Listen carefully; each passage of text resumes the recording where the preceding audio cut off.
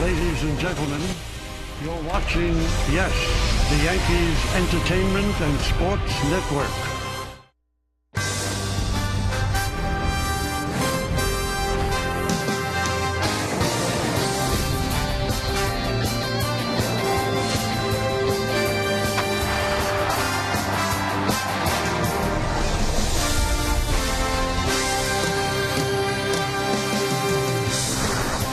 It is a beautiful day here at Yankee Stadium, Heritage Field across the street, the site of the old ballpark, and it's a big sports day.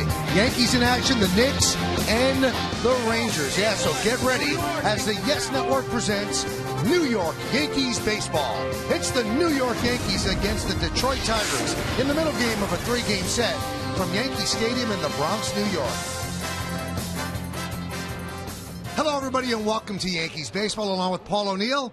I'm Michael Kay. Well, Justin Verlander started for the Tigers yesterday. He had two separate leads, and each time the Tigers could not hold on, so the Yankees won a convincing 7-6 victory. But in the ninth inning, it wasn't your typical run. Well, you know, Derek Jeter does so many things on a baseball field, and he had earned a walk. Good base running here. He gets a good lead, gets a steal. He ends up at third base. Right here, he doesn't get a read on the ball, and you see the traffic cop. Alex Rodriguez waves him home. Game winner. Big win for the Yankees to start off this three-game set, and this is what they've done in their last 6 games. They took both games in Boston. The final game was rained out, 1-2 in Texas, and they start off the Detroit series with a 1-0 mark. So let's take a look now at the New York Lottery pitching matchup. The rookie left-hander Drew Smyly, he's going to go for the Tigers. He's pitched well. Look at his ERA. Freddie Garcia has not pitched well, 0-1, 9.75. Paul Garcia has to step up at some point and straighten things out. Yeah, these numbers don't lie. Freddie Garcia is a veteran pitcher, but if you'll see, he doesn't throw hard enough. That's up in the zone. He cannot pitch up in the zone. He's not the pitcher he used to be with that power sinker. When he gets the ball, he gets the ball up in the zone. This is what happened. It ends up over the fence. He dug a huge hole in Boston, and all of a sudden it's set up for a big comeback for the Yankees. But you're right, Michael. He needs to get things turned around quickly. Got to get that splitter working and also get a little more velocity on his fastball. Alex Rodriguez didn't just wave Jeter home. He did a good job yesterday at the plate. Paul O'Neill will break it down when we get back right here on Yes.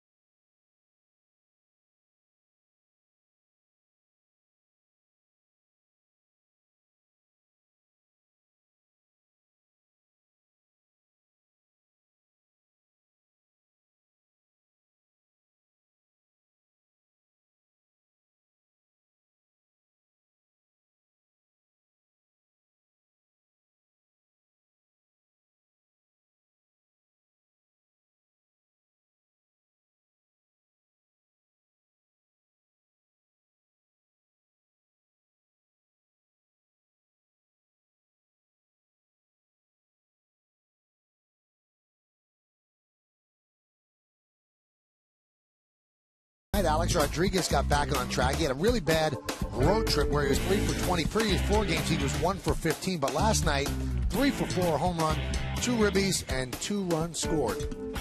Hi, everybody. That's Paul O'Neill. I'm Michael Kay. And as you can see, that's Alex Rodriguez's eye over the shoulder of Paul O'Neill. And why don't we take a close look with your eye at what Alex did yesterday? Well, he did some good things. And it all started off with kind of a cheap hit in the first inning off Justin Verlander. He hit a ball right off the end of the bat. And to me, that just sets up for a good night. He became confident. Now, here's kind of a mistake. A fastball away. When Alex Rodriguez looks to right center field, he's unbelievably dangerous. How quick he is there. Every once in a while when he struggles, he gets long. He was quick to the baseball last night. So a good night for him, and he's the guy who waved home Derek Jeter on the pass ball that gave the Yankees the victory. Second game of this 3-game set. When we come back, lineups First Pitch Baseball next on Yes.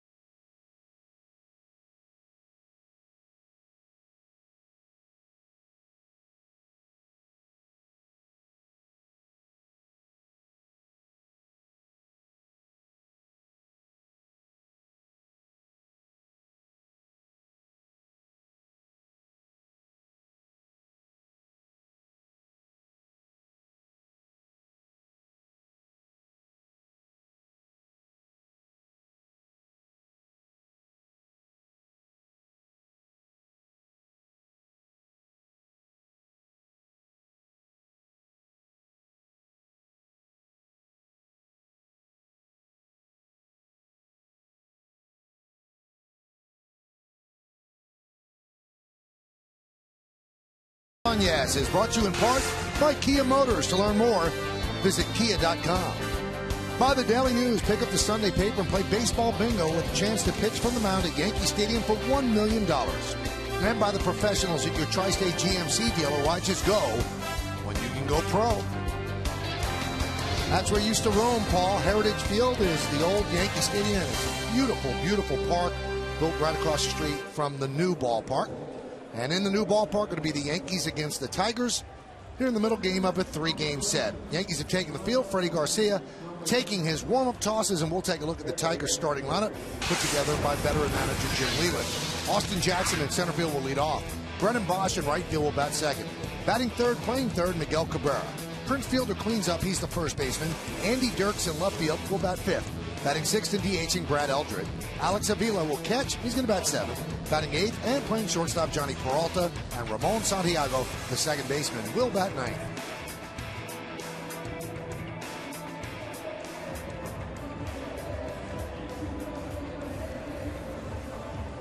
Let's take a look at the numbers on Freddie Garcia.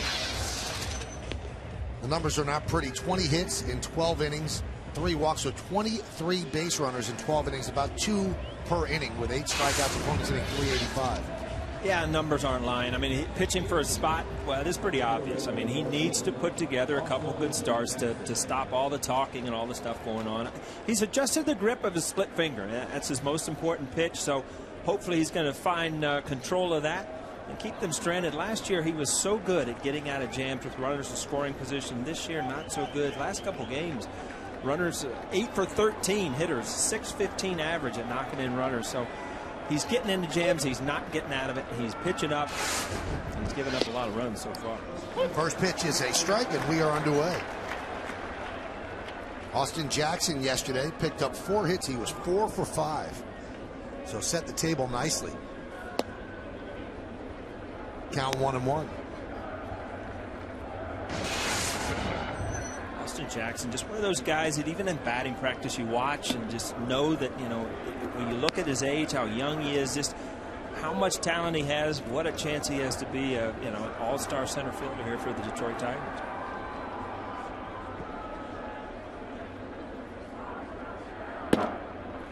We're also going to take a look at Freddie Garcia's fastball. He's not going to light it up like he used to with Seattle, but his last game, his fastball was about 85 miles an hour. If you're going to keep that pitch up in the zone, you're really going to get hit. Foul back. It's 85, 86. And the thing about 85, 86 is it comes down to arm speed. And what happens is you also lose your split finger, your breaking ball. They're not as sharp. As soon as your velocity goes down on your fastball, you start to lose your other pitches. So it becomes important to see what happens here. And he walks Austin Jackson. So why don't we take a look at the Yankee defense, brought to you by your Mercedes-Benz Tri-State dealers. Jones, Granderson, and Swisher left to right in the outfield. Infield, Rodriguez, Nunez, Derek Jeter's the DH today. Cano and Teixeira third to first. Martin behind the plate, and the veteran Freddie Garcia is on the mound. The Tigers might be a little bit of a tonic for Garcia. He's 18-8 lifetime against the Tigers. Here's Brennan Bosch. Pitches low. Bosch 19 for 47. That's 407 against the Yankees lifetime. Gone off to a little bit of a slow start here, but boy, he's in a prime real estate position as a number 2 hitter in front of both Cabrera and Fielder. He also had one of the players' worst nightmares when you have a great spring training and then you come into the season and you just don't feel the same. And all of a sudden, you're right, you're in a position in front of Prince Fielder and Cabrera that you're going to get pitches. He hit a couple balls hard last night, and what an ideal place to hit. I think you could hit 300 in front of these guys. Really? Michael. Yeah. Wow, that must be a great spot. The 1-0. Snap throw to first. Jackson's back. Again, Freddie Garcia, he pitches to the aggressiveness of the hitters, but I mean, he's getting behind. He walks the first guy. Now he's in a 2-0 count. He just does not have those kind of pitches to pitch behind in the count. Needs to get ahead where he can get guys to chase that split fingered, and so far has not done that.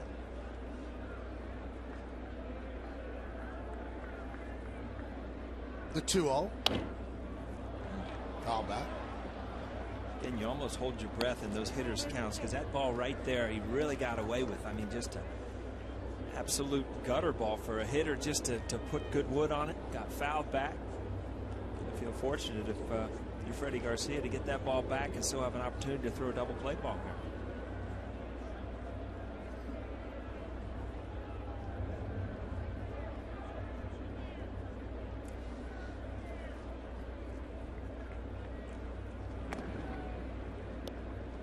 One of the big things, you look back at last year, what great control Freddie Garcia had. Didn't walk a lot of guys. I mean, he comes out to his first start.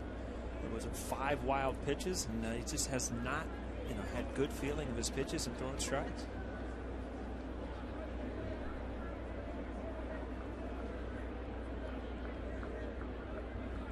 Runner goes. Pitch out. Throw to second. And it gets past Nunez. Rolls into center field. Call interference there. And Nunez was kind of laying on him. He had a takedown back there. Yep. So a stolen base. He held him, and Russell Martin got a good pitch to throw on. The ball was in time, but it was up the line. And as Nunez, it makes a tough thing to reach into the sliding runner. But he did get a good takedown here, Mike. Tell you what, I know it was a tough play, Paul. That ball was perfectly thrown. He would have been out if Nunez caught it. Yeah, I think the ball beat him again. Freddie Garcia, he held him well. Got a good outside fastball for Russell Martin to handle and to throw.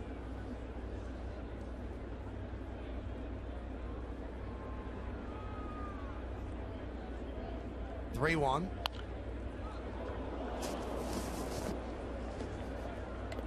And one of the things, I was talking to Lloyd McClendon before the game, and a lot of their good at bats last night. They came into the series really not happy offensively. There's Lloyd. I played with him in Cincinnati, managed in Pittsburgh. He's been around the game a long time with Jim Leland, but a lot of their good at bats last night were just situational hitting, getting guys over, but they ended up being hits, getting guys in. Good night for him as a hitting coach.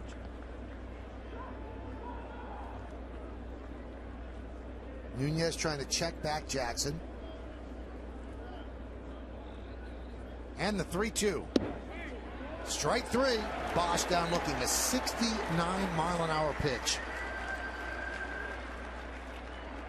As a hitter, you're just not used to seeing this ball's up in the zone. Pretty good pitch to hit, but it's the first time he saw a curveball. That wasn't the split finger. You pick up the spin of it, it's a little bit different. You'll see him release it. And have a big, slow curveball. 3-2 pitch just fooled him. Home plate umpire is Andy Fletcher. So here's Miguel Cabrera. And Martin wants to talk it over. Cabrera really hurts the Yankees. 41 for 110 against them, 373. And against Freddie Garcia, 9 for 23. Let's look at the game time weather presented by Bigelow Tea. Nice day, 58 degrees, 20% humidity, not much wind. And it is partly cloudy with a mild wind. New scouting report for you. Mild wind. Mild wind. Yeah. Not a mighty wind, a mild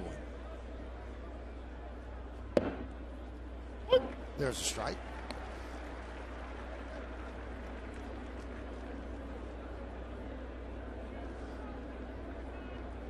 Batters are laying off the first pitch from Freddie Garcia. His last 15 batters he's faced, they have not swung at the first pitch.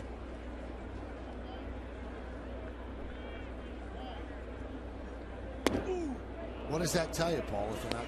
Well, as a hitter, as I look back, there were certain guys that I did not want to get in the hole against, guys that I thought that could strike me out, that had really, really good stuff. And Freddie Garcia is not at the time of his career where, you know, you mind getting behind in the count. He's not going to blow you away. It's more of just trying to fool you. So, you know, you kind of pick up his release points. You're more up to take pitches, try to get him in a hole where he has to throw that fastball.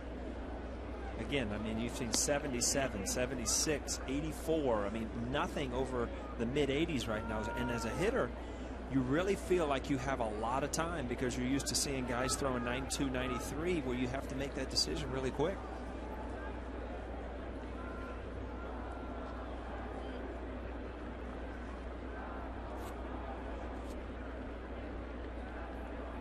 I guess 85, 86 is kind of the worst velocity you could have. 79, like Jamie Moyer, that's under hitting speed. Well, 79 has been his breaking ball, and his, you know, his split finger, he takes a little bit off. There, that's 78. I mean, now this is where Cabrera to me gets dangerous, because now he starts looking towards right field, and that's how you can really wait Freddie Garcia out. Again, last year we talked about it. He was so good at getting out of these situations, keeping runners from scoring. Last couple games has been bad at, but he's had an opportunity. Got a big strikeout. Now he's got a tough hitter up there in Cabrera. Check swing. Did he go? No. Said Rob Drake. See that very often where Cabrera checked. He wanted to do it before the home umpire called it. You see, that's the split finger. You see that ball tumbling a little bit. Again, and when you get to that, you know, where you get in your head, you're going to wait and take that ball to right field. You'll lay off that pitch a lot more than if you're being aggressive early in the count. Another 3-2 count. Strike three. Cabrera down looking. Again, I think a lot of these hitters have that split finger fastball in their mind, and there's a kind of a slider still borderline up in the zone. Well, that's a split finger. Just didn't come down. And as a hitter, I tell you, you're frustrated because you see that ball so well and you just don't pull the trigger.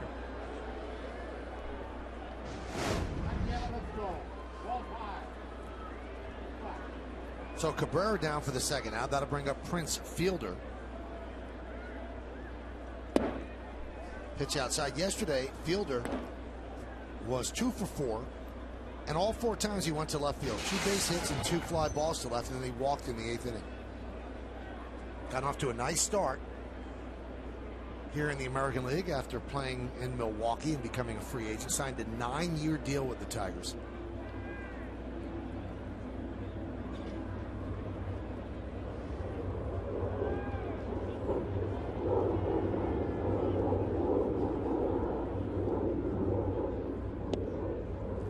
Why don't we check out the Home Depot hitter scouting report on Prince Fielder, Paul? Well, I mean, live up to contract. There's always a lot of pressure on guys when they sign huge contracts, which he did. You said, Michael, 9 years, $214 million, and he's done well with it. He hasn't felt the pressure. He's here to protect Miguel Cabrera. There's no doubt about it. Motown roots. You look back, Cecil Fielder, ex-teammate, fun guy to play with. His father, obviously, and had his best years in Detroit. So Prince Fielder knows a lot about Motown. See that picture of him up on the scoreboard? Looks like he just got out of bed and he's happy. Kind of squinting. Or he just signed that contract. They're going to intentionally walk him now on 3-0. So that puts runners on first and second for Andy Dirks.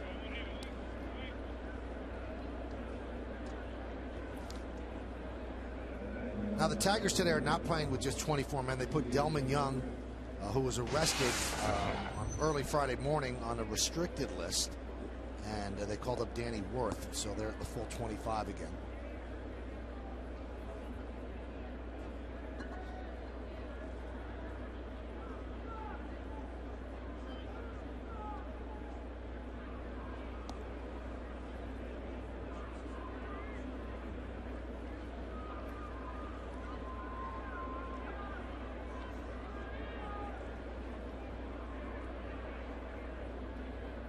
Now, these are the spots last year where Freddie Garcia would just get tougher.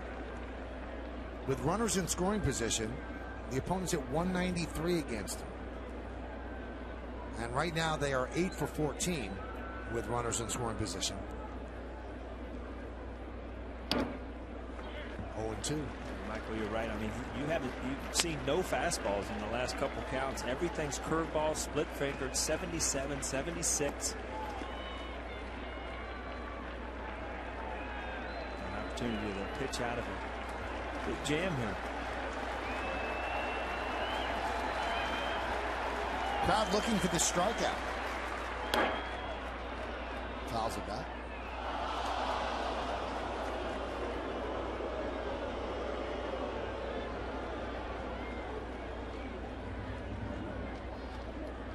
You can see Martin's really trying to nurse him through every at bat. Well, I mean, if you're thinking about it, he just does not have the stuff to blow somebody away. So you really have to think out counts, situations, and set. He's really set up those breaking balls well to get strikeouts. High fly ball, right field. Going back, Swisher on the track at the wall. See ya. 3-run home run for Dirks, and the Tigers on the board. Michael, we talked about it. Even in an 0-2 count as a hitter, you know he's not going to blow you away. This ball kind of just a hanger right over the middle of the plate. And when you have this kind of stuff, I mean, there's a lot of pressure as a pitcher. You have to pitch perfect. This is one mistake. See, this split finger just sits right out over the middle of the plate.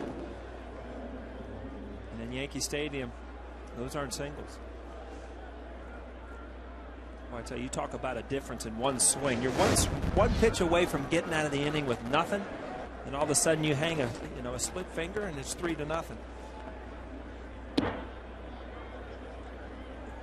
Let's check out the Coors Light Cold Hard Blast. Now you see the split-fingered grip. He'd like to hold on to it a little bit more. It comes in and it just hangs right over the middle of the plate. Dirk's good 2-strike swing. Got it out of here.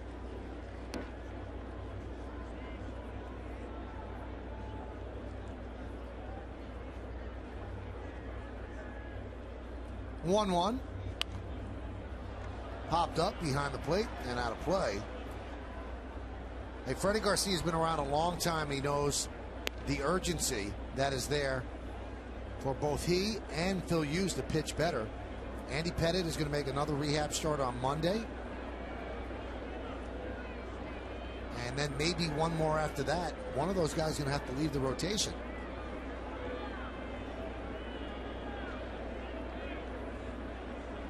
A 1-2. Swing and a miss. He got him. So he strikes out the side, but 3 runs, 1 hit, no errors, and nobody left. Tigers 3 and the New York Yankees coming to bat.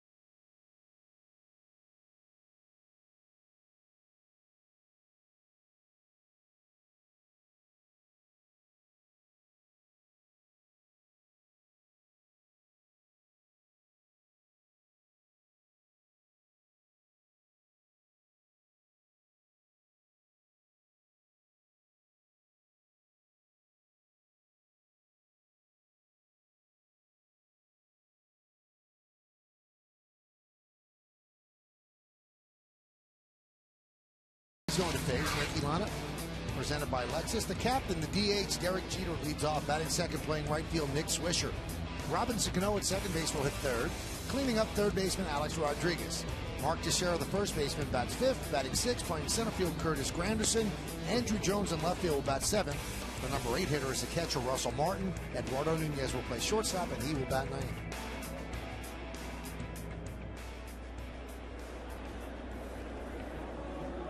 And now we take a look at Drew Smyly.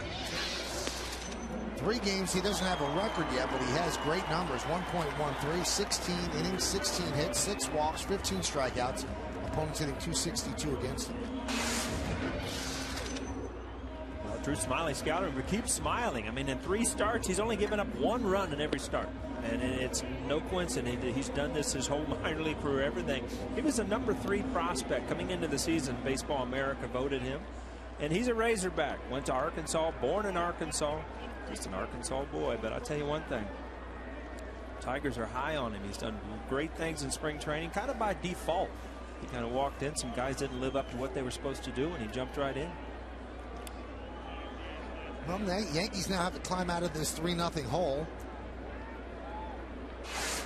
And Derek Jeter will start it off. Derek scored the winning run yesterday, but he had his 15-game hitting streak snap.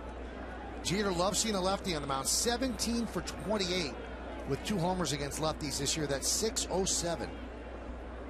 Smyly deals. And a strike.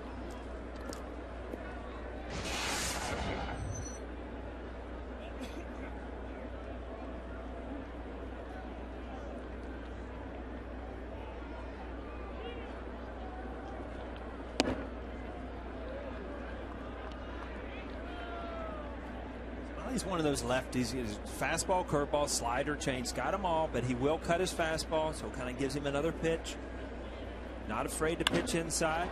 Jeter hits a hot shot to Peralta. There's one away.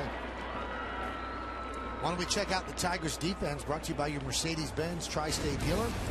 Dirks, Jackson, and Bosch left to right in the outfield. Cabrera, Peralta, Santiago, and Fielder third to first. Avila behind the plate and Smyly on the mound. Tell you what, if I was playing left field today, I would hope it's a better field to do. You remember some of the plays last night? Left field was a tough place last night. Yeah, it's not pretty. There were some misplayed balls. I don't know if it was the wind or whatever it was, but left field was a tough position last night. Now the guy in left field right now is Andy Dirks, and he just hit a 3-run home run. I was just going to say he's jumping his shoes out there. Now, are you thinking about that when you're standing out there? I mean, you know where you are in the game, but you're thinking, you know, there's so much adrenaline in you right now. You feel so great about what happened, because if you think what happened, he was 0-2. He was 1 strike away from nothing, and you just think, you know, some days are better than others, Michael. And then you start this day off with a 3-run homer. You're in Yankee Stadium. Sun shining, it's beautiful. The 0-1. 1-1 to Swisher. Kind of like our days, Michael. You know, you come to a good big league ball game, go to a good restaurant at night. Not bad. Some days are better than others. That one is drilled deep to left field. Dirk's back on the track at the wall. See ya! Home run, Nick Swisher. Yankees on the board. 3-1 Detroit.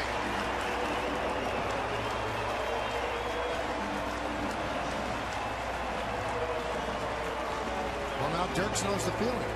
Well, I tell you what, Nick Swisher, you were talking about numbers. He has not hit lefties well this year, and he had some good at-bats left-handed last night. Right-handed, he leads off today with a home run. A slurve or a cut fastball right into the hitting zone. Good way to start the game. So you got 2 guys so far in the lineup, Michael, that are just having a good day so far.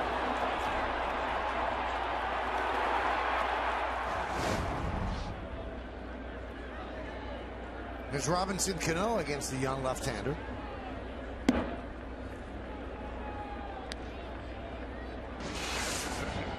Second-round draft pick in 2010 for the Tigers. Last year, their minor league pitcher of the year, 11-6, 2.07 in A&AA ball. You know, a lot of people learned about him. As last year, he went to Team USA, and he ended up beating Greece for a 6-inning pitch, and he beat Australia. And those are good situations where guys can watch how you pitch under pressure. kind of showed up on the map. Hot shot into center field, and he hit it too hard as it stayed up there for Jackson for the second out. I'll tell you what, if you're Robbie, you hit that ball right on the nose in the center fielder. The ball kind of knuckles when it's hit that hard. Fastball right there. Beautiful swing. Nothing else you could do. So Austin Jackson come in there, and you almost kind of fight the spin of that ball because it's hit so square that it kind of knuckles at you.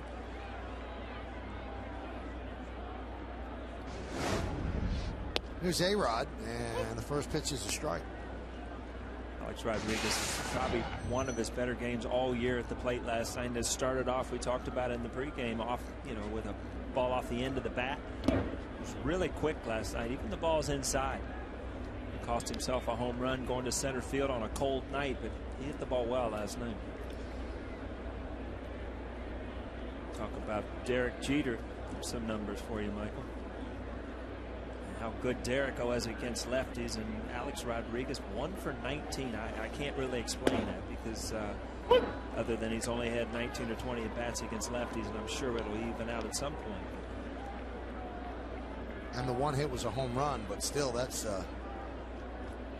not Alex Rodriguez.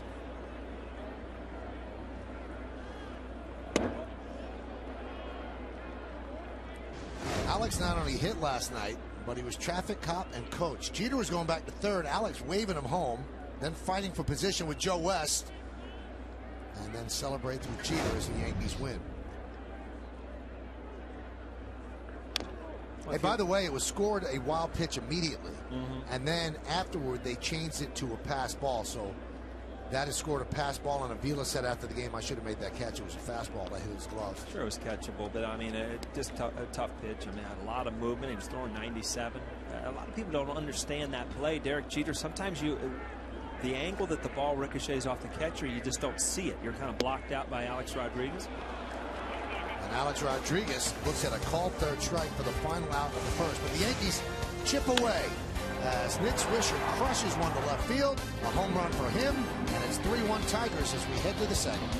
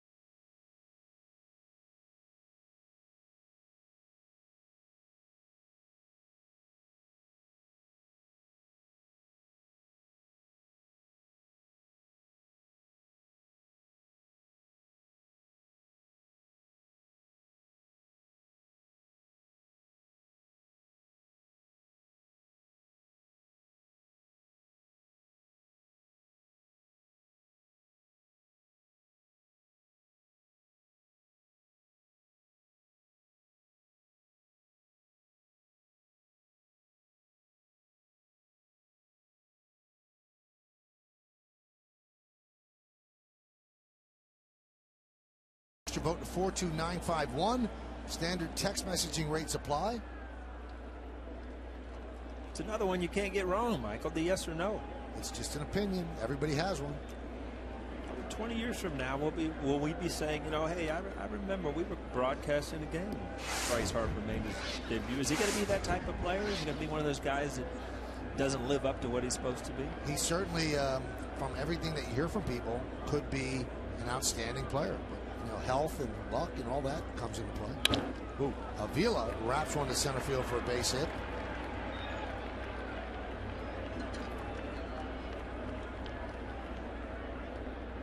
Take a look at some of the facts on Bryce Harper. Born in Vegas, best amateur baseball player in 2010, first overall pick, futures game selection. Second best prospect in 2012 behind Matt Moore of the Rays. And he made the cover of Sports Illustrated in 2009, June 8th, 2009. I think he was 16 then. I didn't even have a subscription to SI when I was 16. You know, you just start, it's like you start dreaming about what you're going to do in life when you're 16. You're not supposed to be on the cover of Sports Illustrated already, right?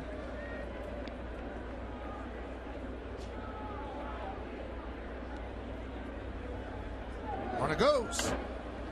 Rounded foul. I also believe that Harper accelerated the whole experience so he could get drafted earlier. He was actually out of high school at 16. Yeah, I did hear that too. You know, I tell you, one guy that probably loves to see Bryce Harper is Strasburg, because all the, you know, what he went through last year. I mean, he's the superstar now. All that attention goes to somebody else, and Strasburg can just go out and pitch now. And he's pitching today in Harper's debut.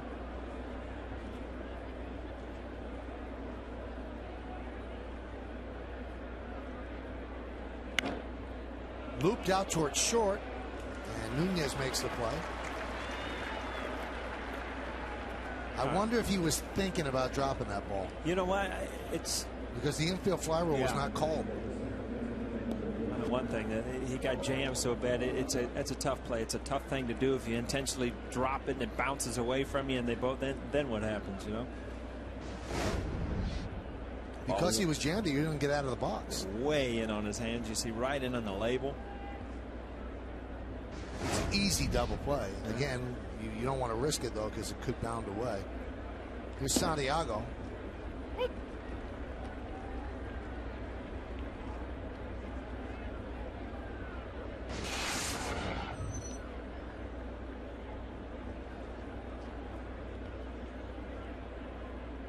Santiago came into the game late yesterday for defense. Rayburn started at second. Yeah, Rayburn is the guy that Jim Leland said is going to get most of the playing time. It kind of tweaked his leg last night, and just gave Santiago an opportunity to get in at second base.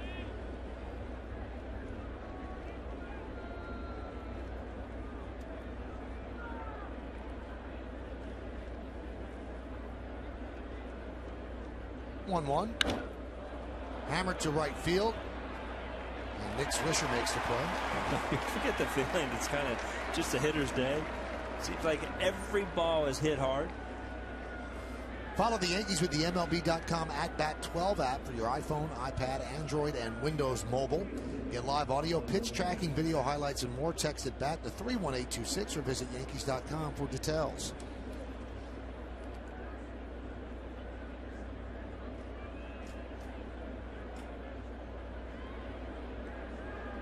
Here's Austin Jackson, walked and scored in the first.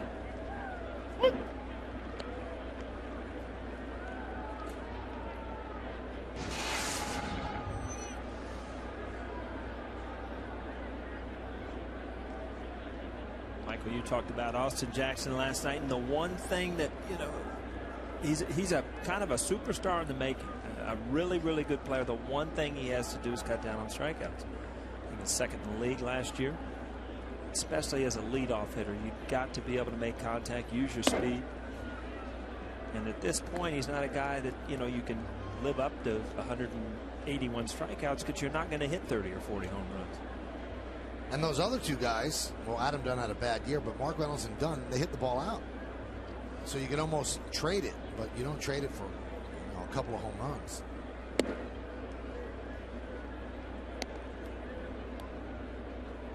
Garcia already at 40 pitches.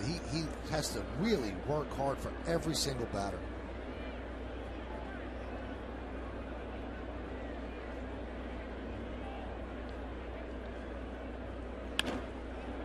Austin Jackson now is 6 for 7 in this series.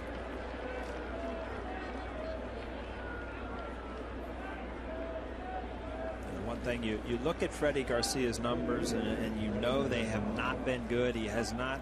But the one thing, it's not like he's given up 5 or 6 runs in 6 or 7 innings. You know, he's pitched a couple innings, I mean, in Boston, I think through 1 2/3. The most he's gone all year is 5 innings. So that over the long course of the season you can't have, because your bullpen is just going to run out of gas.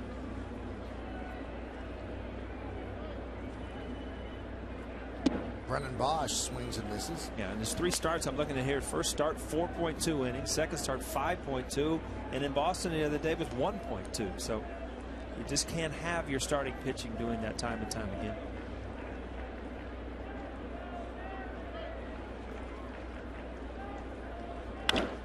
Hammered, fair, down the right field line, and it goes into the corner. Avila will score. Austin Jackson is being held up. Swisher got the ball in quickly, and Brennan Bosch has an RBI double, and the crowd is booing Freddie Garcia. And this is what happens, and it's not going to get any easier. You've got Miguel Cabrera walking to the plate. You've got guys running to the on-deck circle. They can't wait to hit. Everybody up there is getting good swings, hitting the ball hard. And you see those pitches are just up with not enough movement downwards or even the breaking ball. He got away with a couple of them early for strikeouts that were up in the zone. Guys are starting to see the ball a lot better.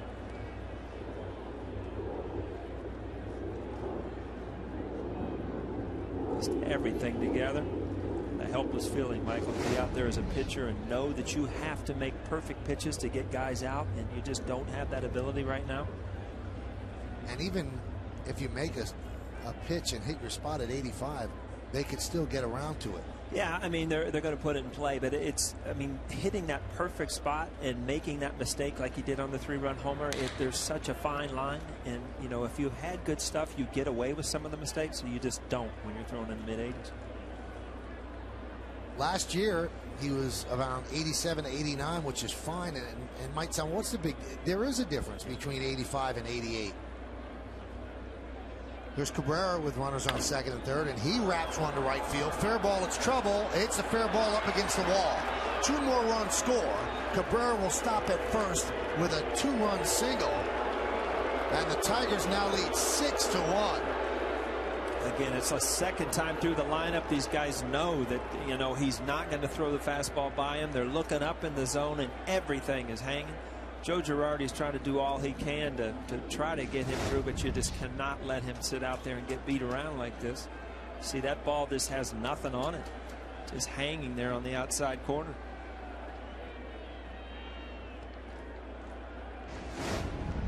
And they're calling that throw over to first base because all they're doing is giving Rapata more time to warm up. I'd be surprised if Garcia throws a pitch to fielder. We might have to turn the volume down when he gets pulled out of this one, Michael. It will not be pretty. Fans are running out of patience. Have you ever seen that happen in New York, Mike? No, this will be a first. And he keeps stepping off. So this is just a cat and mouse game for Rapata to get ready, and that's it. So a derisive cheer as Girardi will take out Freddie Garcia, and you can listen when Freddie Garcia departs unless Joe holds him there. We'll hear now.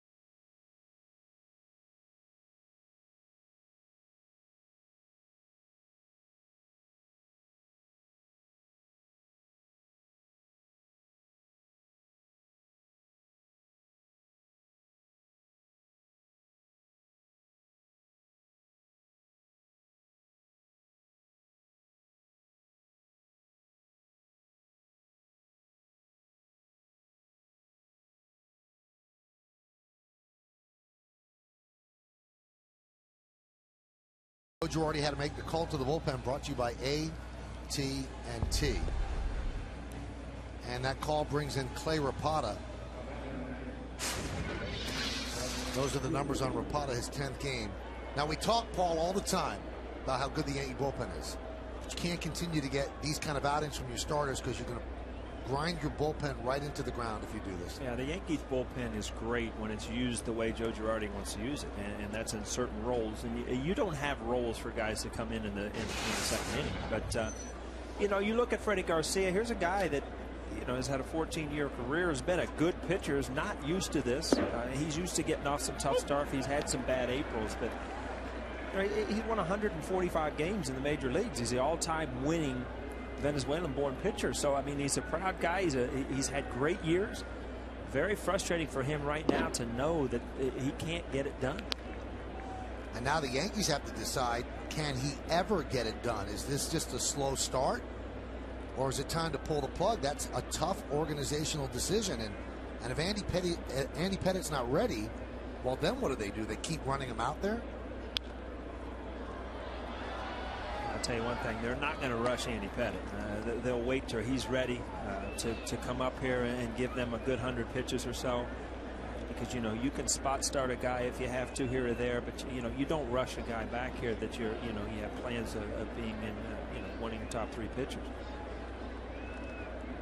The 1-2 outside, 2-2. 6-1 Tigers. Such a difference when, you know, if a young guy has an outing like Freddie Garcia where, you know, he's nervous, he just can't get it done mentally. But Freddie Garcia knows how to pitch. He knows what kind of stuff he has. He just cannot physically get it done right now. Line drive right at A-Rod. Boy, Fielder takes that pitch the other way to left beautifully. So Rapata does the job, but Freddie Garcia did 3 more runs against Garcia. We played an inning and a half. It's Detroit 6 and New York 1.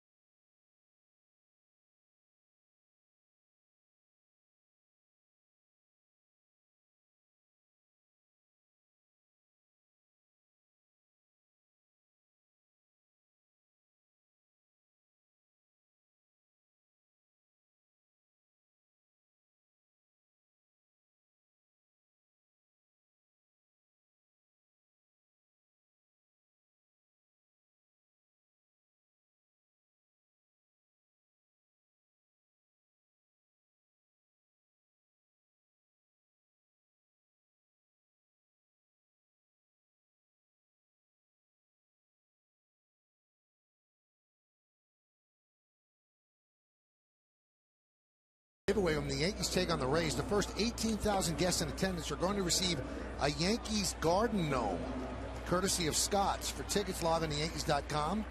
Visit the stadium ticket window, Yankees clubhouse shops, or call Ticketmaster at 877-469-9849. What do you do with a garden gnome when you live in Manhattan, Mike? You got to buy a house in the subs. You just line them up in Central Park. There'll be garden gnomes all over the place. Now, do you have a garden gnome in your home? No, maybe I need one of those. We'll get you one. I got a little room for one. Well, that's the last thing on Freddie Garcia's mind. He's probably thinking, what can I do? You know he's trying. As Paul said, a proud veteran. He doesn't want to go out there and have that happen to him. It's not a matter of trying harder. How does he make it work with an 85, 86 mile an hour fastball? So now the Yankees have a deeper hole from which to climb. As Smiley deals another strike to Teixeira, count 0-2. It's funny though. You say, how do you make it work with an 85? And if everybody could figure that out, do you know how many more pitchers you'd have in the major leagues? People just don't get by at 80, 84, 85 miles an hour.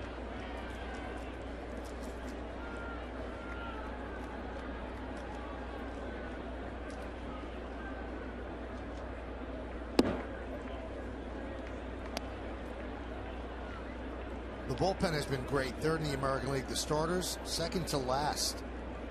The bullpen is why the Yankees are 11-8. That one is drilled deep to left field. Giving chase is Dirks on the run, and he makes the play as he hits into the wall for the first out. I talked about Dirks. He's off to a great start. 3-run homer. Left field's going to be his day. It's a good running catch over in the corner. Makes this a hard play as the ball's hooking away from you as a right-hander hit it, and you're in a visiting ballpark, so you really don't have your steps down. So you have to make up your mind, if I'm going for this ball and if I hit the wall, I hit the wall. Very much harder to do than it sounds. Good play. Here's Granderson. Fouled it away.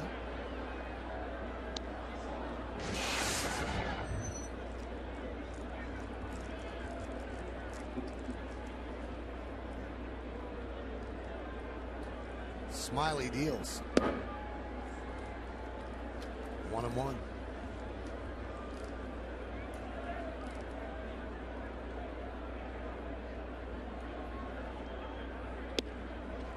Curveball.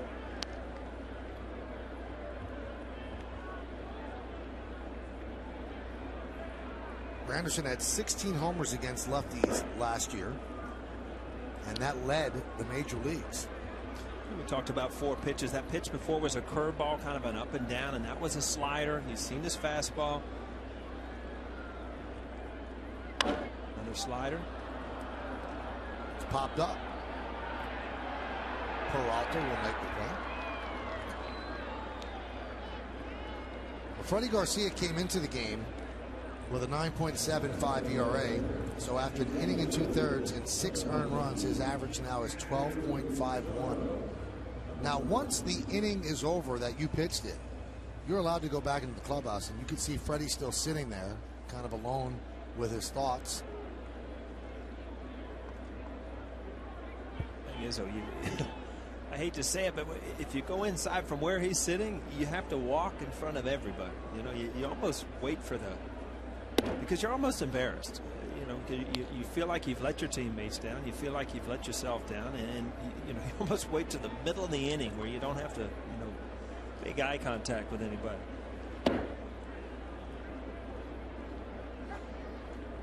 Two and 0 on Andrew Jones, and Freddie staring into the outfield. Bend down at that end of the dugout. That's a lonely place sometimes.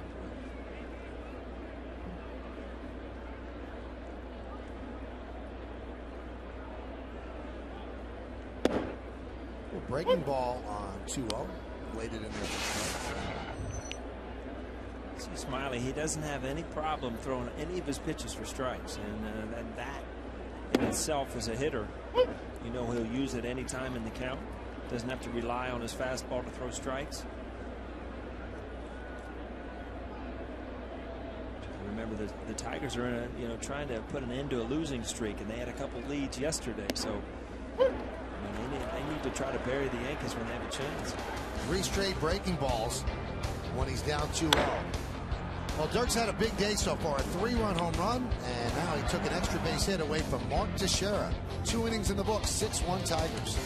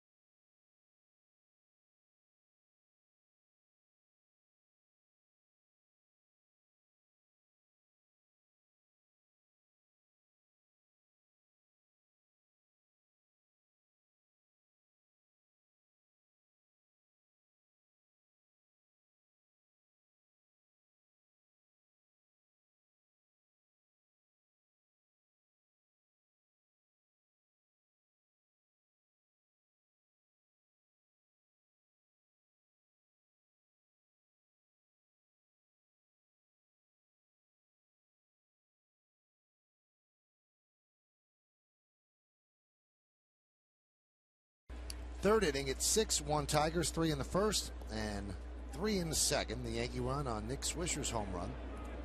Freddie Garcia got 2 outs into the second inning. They took him out for Clay Rapata. Clay's still in there. And he will face the lefty swinging Andy Dirks.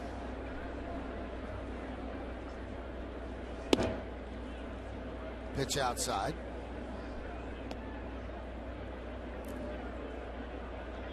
Michael, between innings, we have to. I saw a little video of you. I was impressed. It was one of your better moments on TV. And plus, you had the Wild Wild West video vest on to go with it. But that had never made the air. They were just showing you something that they.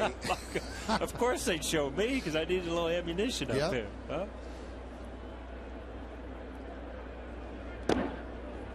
Count 3-0. Paul's just talking about a moment where I was a bit angered in the booth. Is that what you were? Yeah. I thought you were having a good time up here. See, without volume, it's just all the actions, and that's what makes it good. It's a problem with television now. They have everything's on tape and stuff. They can bring it all back. Yeah, that's the problem. There's a 3-0.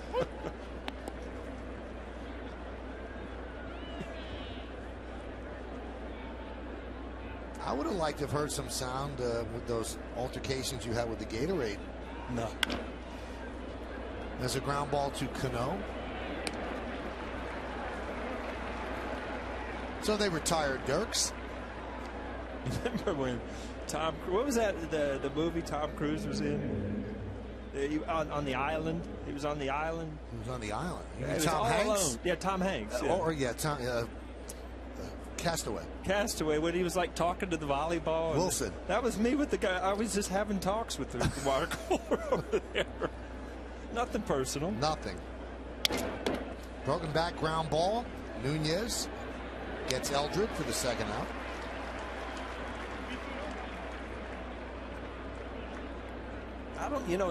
Last night we talked about Eldred and his career, and he's been a minor league. I walked behind him in the tunnel coming through today. You see the size of this guy? Good guy. 6'6", 270. Seriously, he looks like he should be in the NFL draft today or yesterday. Was it today? It's today too. Yeah. Last couple of runs. He just dominated AAA pitching, and they brought him up 388, 13 homers, and 35 ribbies in 20 games.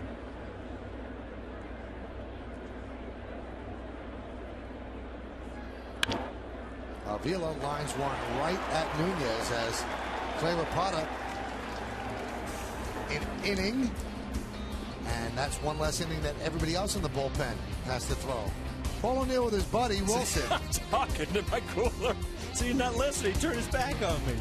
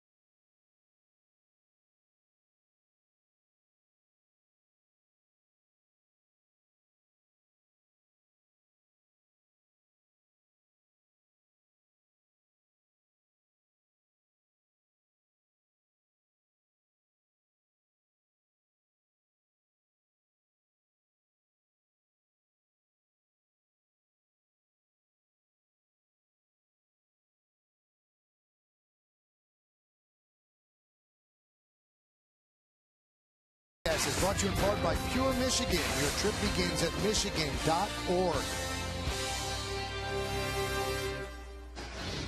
Bottom of the third inning.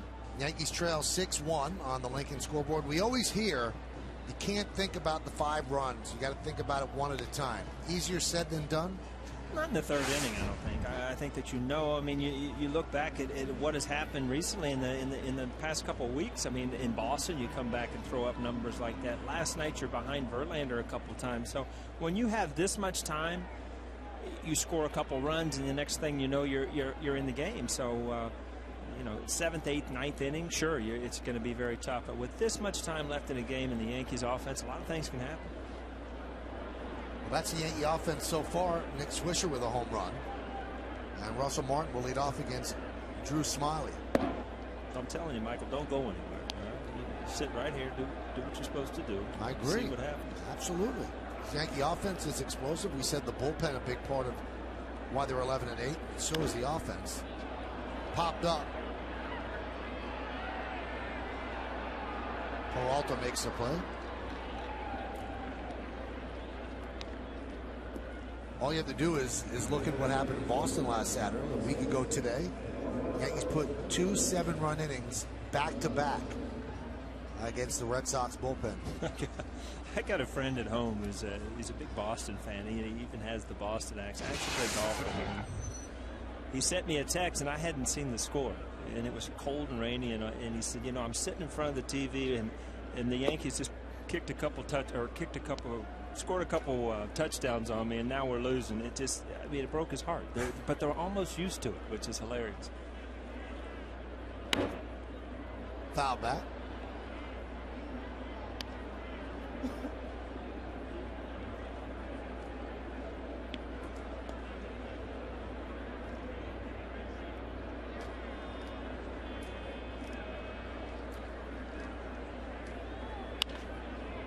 Grounded foul.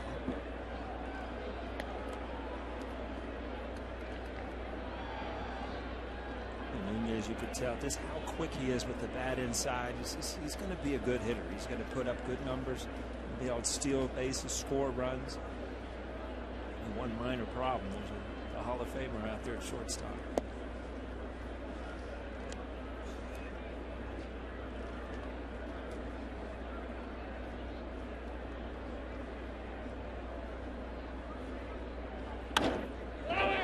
Ball to fielder. It's going to be a tough race to win. Smiley wins it.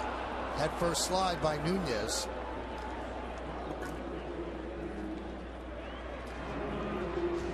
Speed puts so much pressure on the defense, and you look at that, just a little bobble, and the next thing you know, it's a bang play. But as a defensive player, it was much easier when guys kind of loafed down the line, even in right field, if they would take that courtesy turn. Guys that really busted it around the base makes you field the ball cleanly, and anytime you have a little bobble, they'll take advantage of it.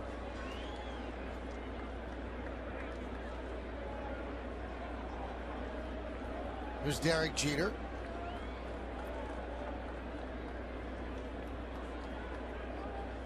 Paul, it's discussed ad nauseum. Why do people slide into first base when it's faster to stand up? We started that sentence, and I had no clue what you were talking about. But I watched. I do. I watched the same play, and I think the same thing, because I wasn't good at going head first, and it hurts looking at it. It looks like an injury waiting to happen.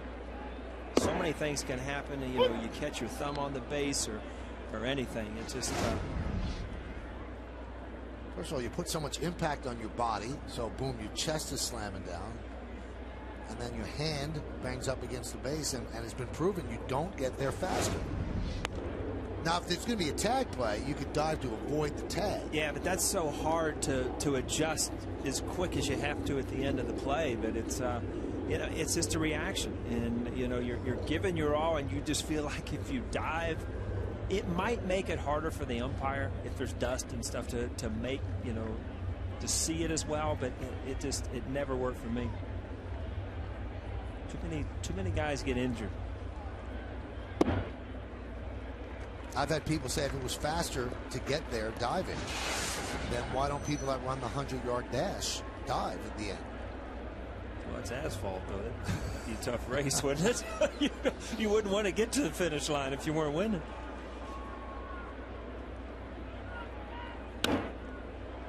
3-2. You see Smiley at 93's. Got a good enough fastball to sneak it in there, and he's not afraid to pitch inside. He's throwing a lot of breaking balls. just is not as afraid to come after hitters. A lot of problems with young pitchers when they come into Yankee Stadium. They pitch scared. They're afraid to throw strikes, and they dig themselves holes. He continually just goes after hitters. Skied the other way and out of play. Again, there's a 3-2 slider. Again, he just is not afraid to throw certain pitches in certain counts, can control them all.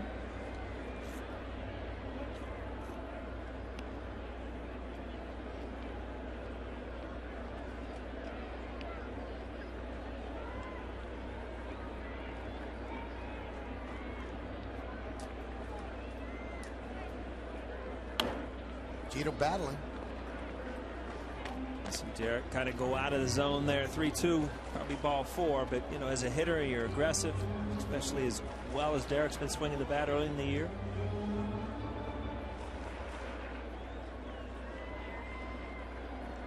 David Phelps will give the Yankees some innings and maybe audition at the same time. 3-2. Pitch. Just missed.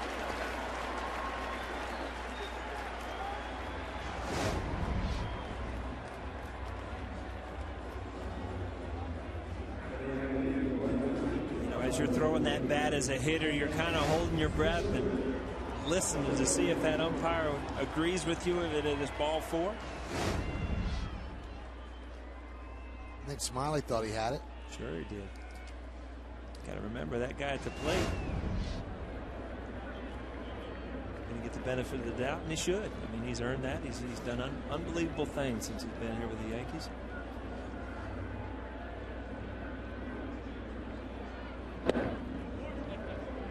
Swing and a miss.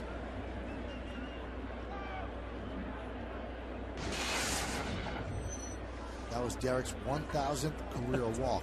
It's a lot of walks. As aggressive as he is at the plate, I remember it was an old joke when Knobloch would lead off. Jeter was hitting second, I'd hit third. I would sprint from right field because I knew Knobloch and Jeter were 2 pitches. That one's drilled deep into left center. Going back is Dirks, and he makes the play. So Swisher hit it hard, but Dirks is having someday a home run and 2 nice plays in left field. Takes away an extra base hit. That takes away a Yankee run. We've played 3 at 6-1 Tigers.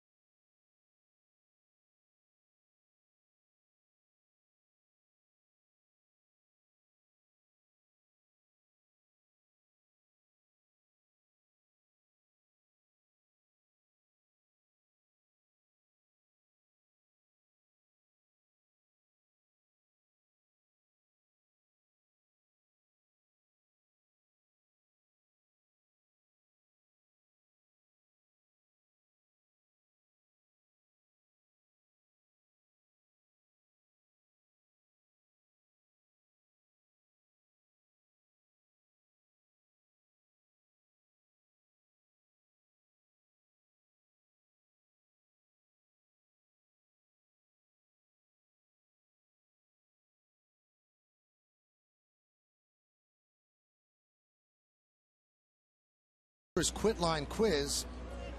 On the 1996 Yankees World Championship team, which player led the Yankees in batting that season, minimum of 400 at bats? Now you have to know this, Paul. You were on that team. Let me go through the Rolodex up there. Right, but don't guess out loud. You remember in grade school you almost did things intentionally because the teacher would, you know, I feel like if I throw a name out there, Bill Boland's just going to start screaming at me. He would, you're right. Here's David Phelps, a starter by trade, working out of the Yankee bullpen in the early going. Kind of got hit harder than he normally does in Texas. One thing that impresses people is that he throws strikes.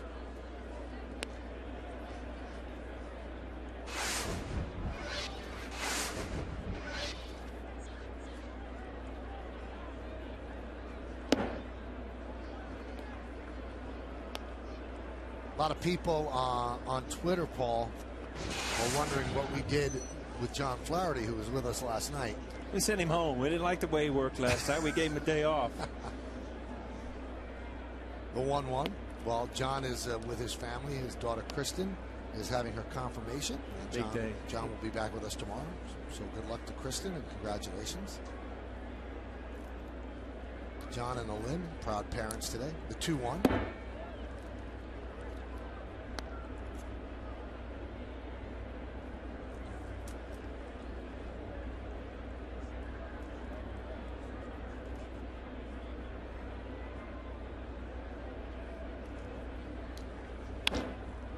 Ground ball is short, backhanded by Nunez, sets and fires.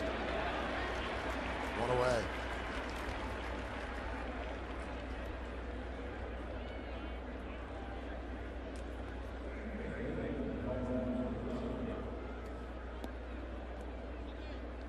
Four o'clock seems like a weird start time. Yankees don't start many games Saturdays at 4, but the Fox window now on Saturday does occasionally move from 1 to 4 o'clock. So the Fox game was at 1. You can't put your game up against the Fox game. The Yankees start this game at 4. I think Fox is scared of us, Michael. In New York, maybe.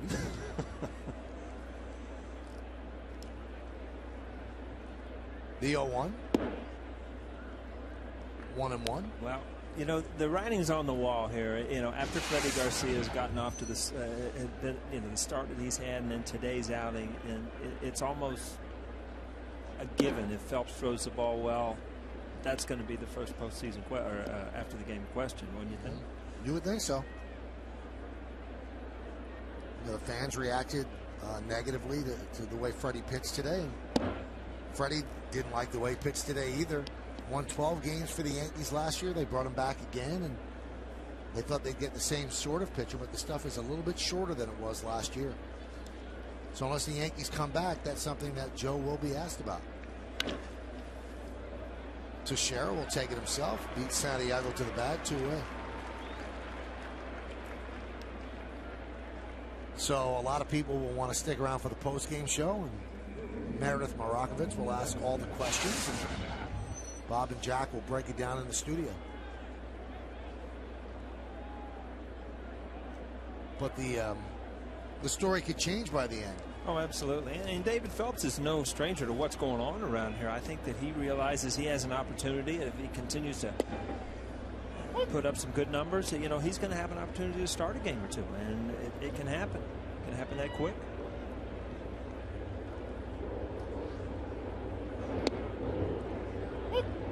Oh, and 2. This is what the Yankees like about him. He works quickly, throws strikes. He's about 91, 92. Sometimes he could get a little bit faster than that. And he doesn't seem like he rattles out there.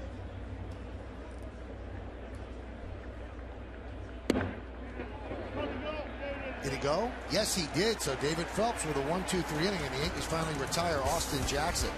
So the Tigers go down in order. It'll be Cano, A-Rod, and Teixeira in the bottom of the inning.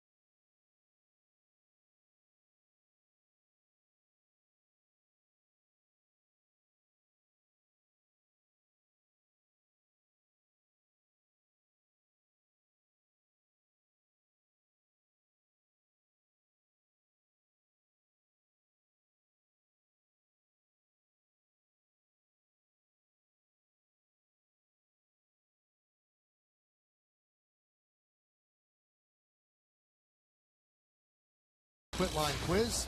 On the 96 Yankees World Championship team, which player led the Yankees in batting that season? Want to guess? We play today, we win today? Duncan? Mariano Duncan? I'm saying Mariano Duncan. Let's see. That's 2 in a row you've gotten. That's never happened in the history of you broadcasting. See that? You got to ask me in years that I have relevant. You know, that's still in my mind. You pulled Denny McLean out of your hat. You weren't playing then. Not too many people win 30-some games, you know. Here's Robinson Cano against Drew Smyly. Who were you throwing out there? Did you have a clue? I didn't even think. Really? Because I was so wrong yesterday. Yes, I was wrong. You were embarrassed? I don't even want to take part in this anymore. You just like take a week off once you get one wrong? I might not ever guess again. Because what does it get you if you're right? It only gets you a heartache if you're wrong. And then because we guessed a little bit, you should have seen the hateful tweets yesterday. Hey, that's for the fans. See, that's why Don't I'm not going. guess.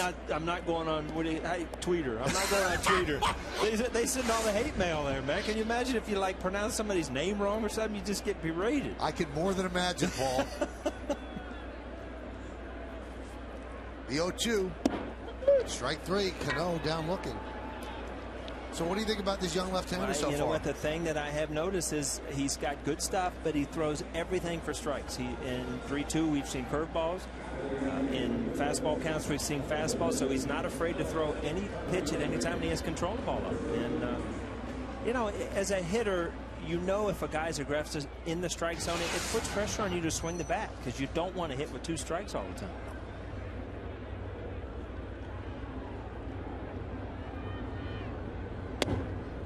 There's a strike to A-Rod. On the inside corner, I'd be very surprised in these next 2 games if A-Rod sees a lot of pitches away. Especially in this park, it just doesn't make sense to pitch him now. Yeah, and you know he caught up to, had really good swings last night, going to right center field, and you know he's one of those guys that if he doesn't have to, you know, do anything out of the ordinary, just make good solid contact, and he can hit the ball out. See those pitches away that are almost setting up for the strikes inside. And as a catcher, when a guy has this good a control, you can almost throw a setup pitch. And, you know, early in the game with Garcia, you know, Russell Martin didn't have that luxury where you can waste a pitch intentionally to set up another one because he wasn't throwing good enough strikes. 2 balls, 2 strikes on A-Rod. He struck out looking in the first inning. Tough pitch. 94 he went to.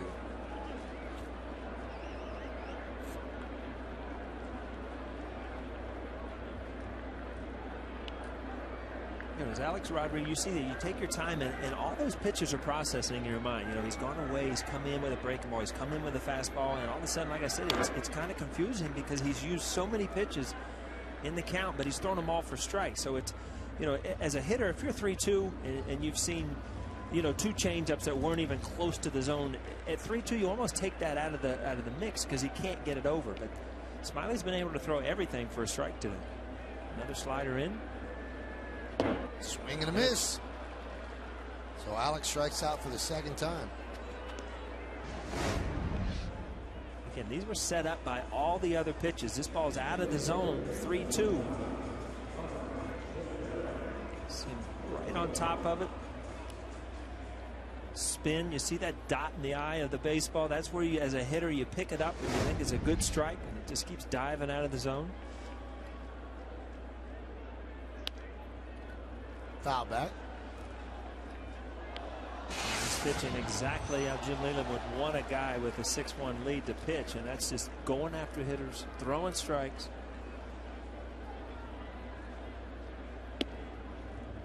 Again, there's a changeup away off the plate, but I think right now, you know, their game plan is to get out, to get these Yankee hitters out inside. Jim Leyland, and I noticed today, to his credit, I mean, here's a guy that has been through everything on the baseball field. World Championship in Miami, Pittsburgh, he's been to the playoffs. But you would notice no difference from him today than you were if they had won 10 games in a row. And that's the mark of a great manager, is when players don't feel any pressure. You know, they come into the game with losing 5 in a row. Jim Leyland knows this this team is going to win, and it's a matter of time. Now, he's not going to watch them go through the motions, but as long as these guys are playing hard, you won't notice, a personality change in the manager. He also knows he has a little bit of a safety net because the American League Central is not the best division in this league, so they don't have to get off to a great start, and he's still going to make the playoffs. Fly ball, right field. Brennan Bosch is there, and Smiley works a 1-2-3 inning against the Yankees. We go to the 5th at the stadium. Brennan Bosch will lead off, then Cabrera and Fielder.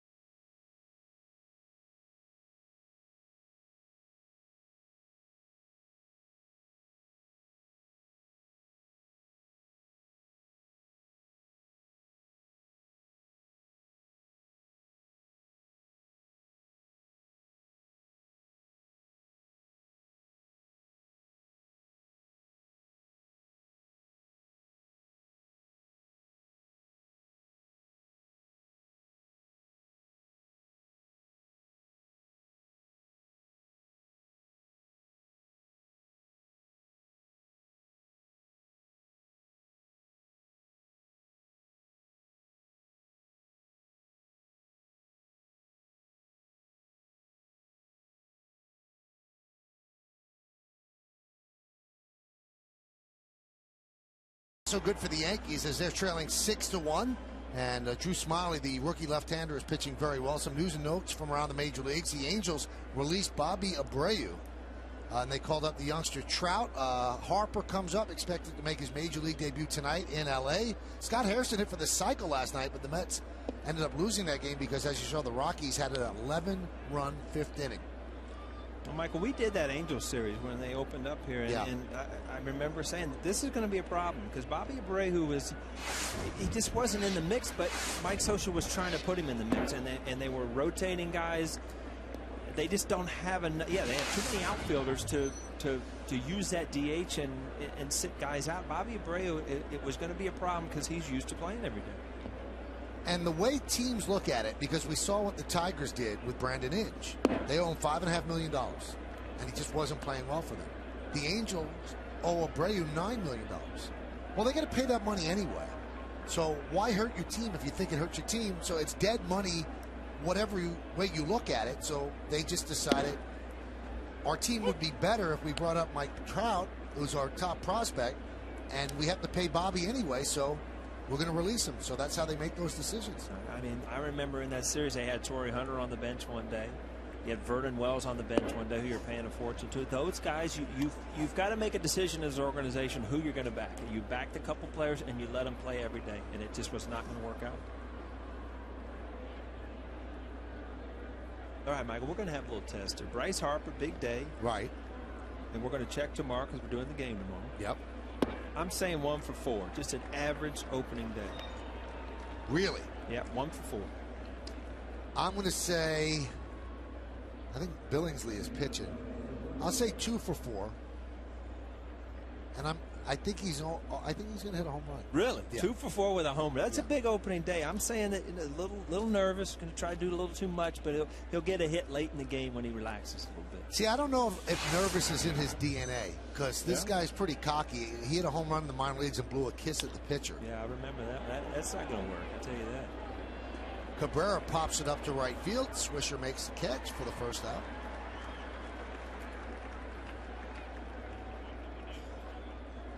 take a look at what the Tigers did last year. They lost to the Rangers in the ALCS after beating the Yankees in the ALDS. Verlander won the Cy Young and the MVP.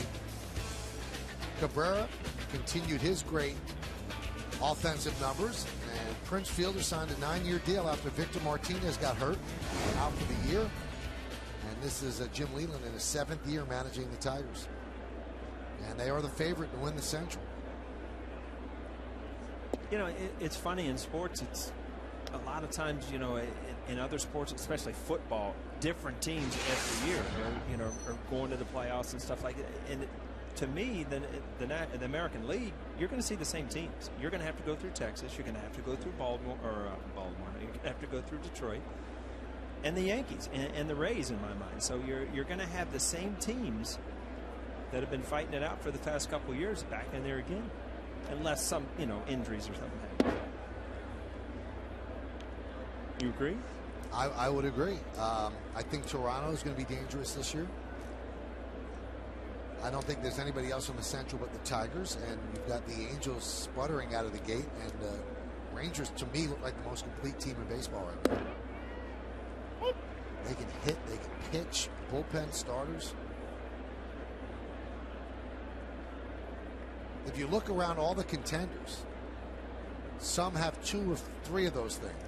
I think the Rangers are the only one have 3. That one's grounded to second. That should be 2. And it is. So a 4-6-3 double play as Phelps works another strong inning. No runs, no hits, no errors. And because of the DP, nobody left on base. We're halfway through. Coming up for the Yankees, Curtis Granderson, as they try to get into that 6-1 lead.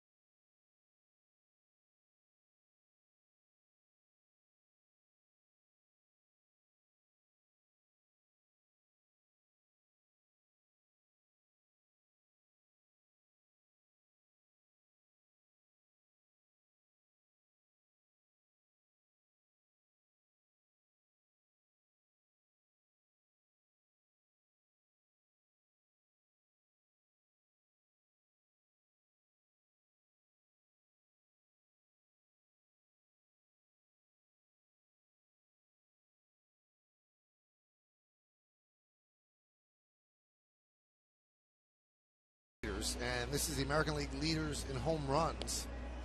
Hamilton with 9. Then you've got Napoli with 7. And 4 tied with 6. And Curtis Granderson, because he's a Yankee, we put him on the top of that list. It's not alphabetical. 2 Orioles on that list. Adam Jones and Matt Wieters. Wieters really coming into his own. Mike Napoli from last year, huh? Amazing. Would have been the MVP of the World Series if they won. Here's Granderson.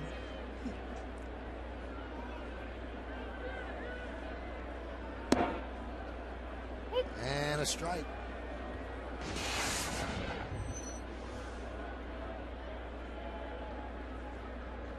I'll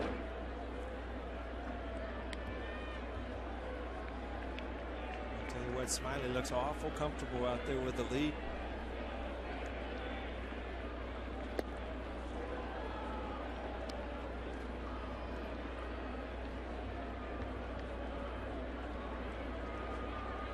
This is almost, it gets to like what he's doing almost like a spring training start. I mean, he's using every pitch he has and just continuing to throw strikes with it. It's not like it's hard for him right now.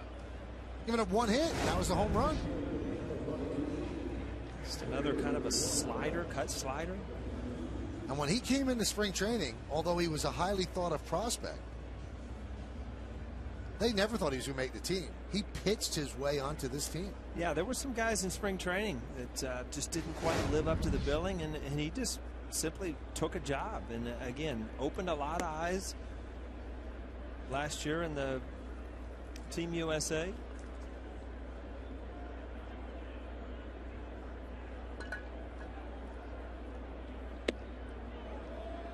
You know, it's interesting because you always hear, well, when the Yankees face a pitcher for the first time, they always struggle. Well, it's kind of been a mixed bag this season. Yu Darvish did great against them, but they beat the Angels' Jerome Williams, and they beat Wei Yin Chen's debut for the Orioles, but it took 12 innings for them to do it.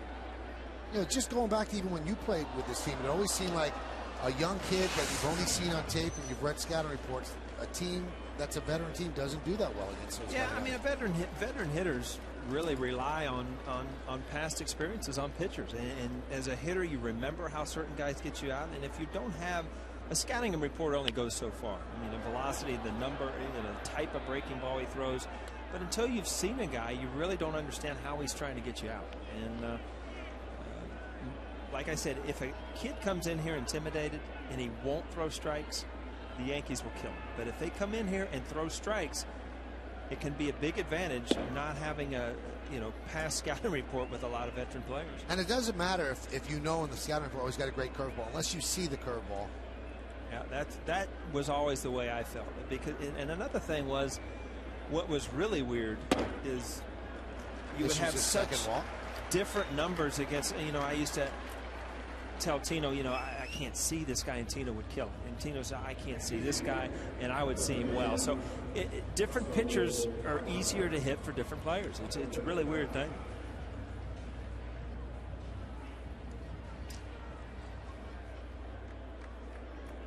Yankees still have plenty of time to get back in this. They're only down by 5 with an explosive offense, but they have to really start to get after Smiley. Here's Russell Martin with a runner on first. And the scouting report that both Paul and I got is the thing that makes him effective, he's not afraid to come inside. That doesn't mean throwing at the person. Some pitchers are afraid to go on the inside corner because if they miss a bit, that's the pitch that gets crushed. He has no fear about throwing the ball on the inside part of the plate. For strikes is what you're talking about, Michael. Every pitcher will pitch inside if they have to, if the catcher calls it. But there's some guys that throw inside intentionally to try to set up the outside corner. And if you know they're never going to want to throw a strike in there, you take that out of the mix. But when there's a guy that wants to throw strikes inside, then that plate becomes real wide because you have to cover both corners. Good breaking ball.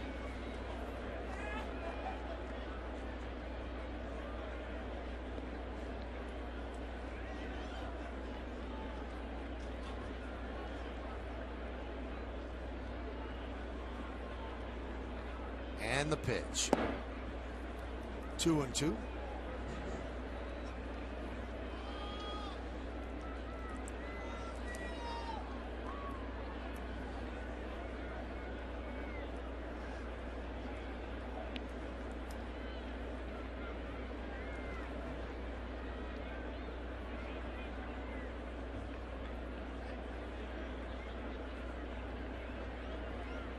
Two.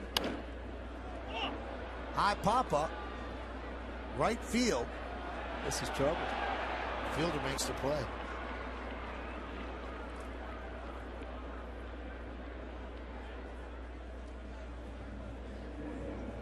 See the way Prince Fielder went at that ball and didn't think it was the ball. And Santiago easily could go over there and make an easier play because of the angle. And the sun's trying to peek through, and I think that played a little bit of a role. See right there at the end, you see 3 guys not sure who's taking it. that, as you're running down the line, you see Russell Martin, and all of a sudden that plays in front of you. You think, that might fall in, and you get this real shot of hope, and then next thing you know, you're going to the dugout. That's why this game drives you nuts, Mike. When you got all these ups and downs, even running down the first baseline. Just feeling different emotions. Yeah. Depression, elation, back to depression.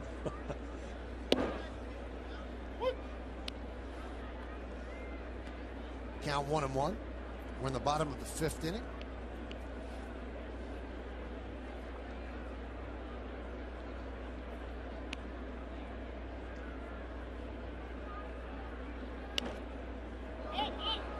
Foul behind the plate, now to play. It's fastball, and it actually continues to run inside. And as quick as Nunez is on the ball inside, when a guy gets in on him, you know that he's got good life on that fastball.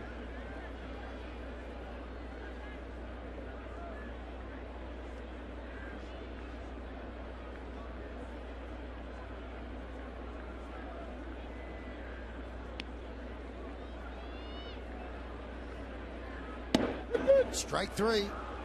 Nunez down looking. 2 strikeouts that inning for Smiley. No runs, no hits, no errors. 1 man left. We go to the 6th. Tigers lead 6-1.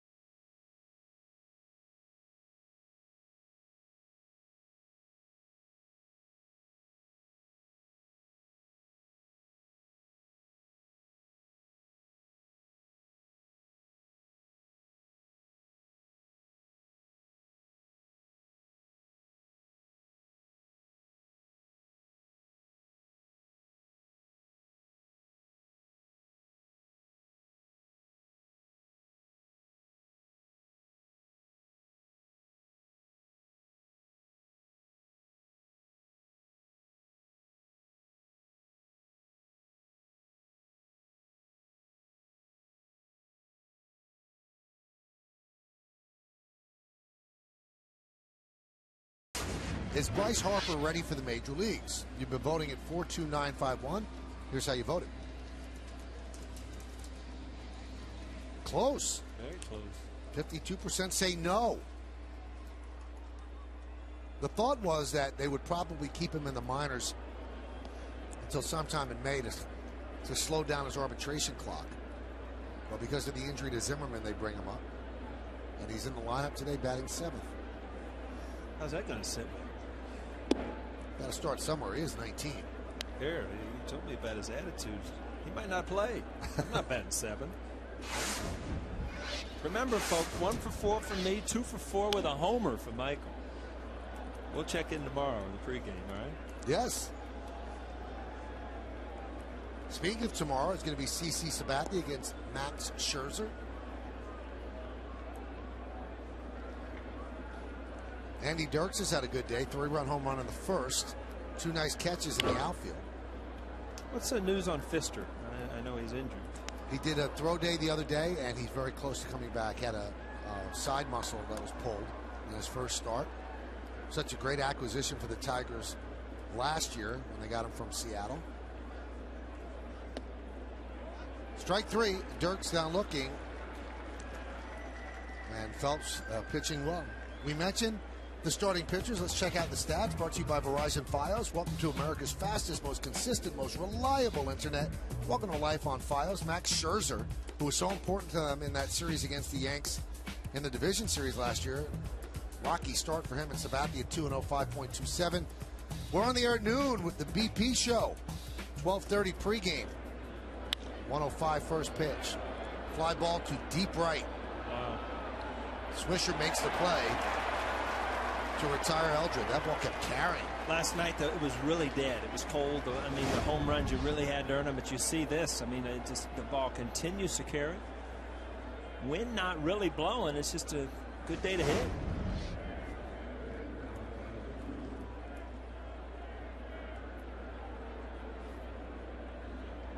So 2 down.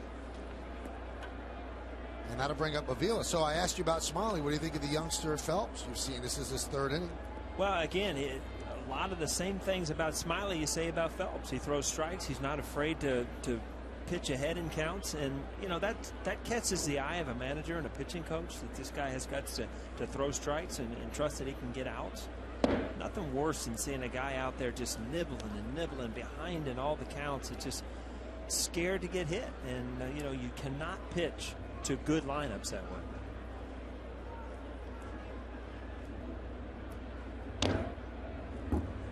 Avila fouls it back.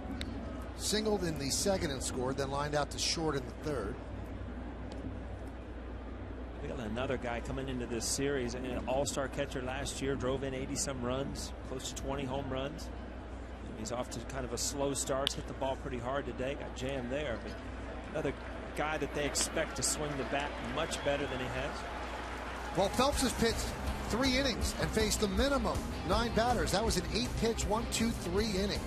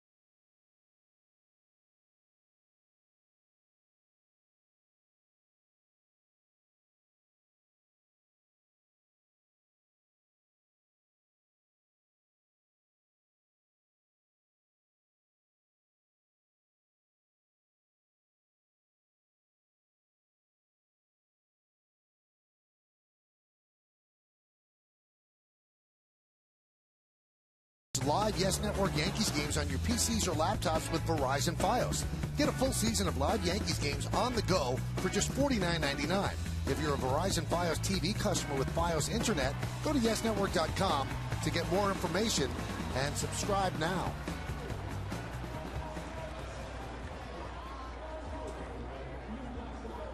He's all ready. He's got his water there. He's looking for a Yankee rally.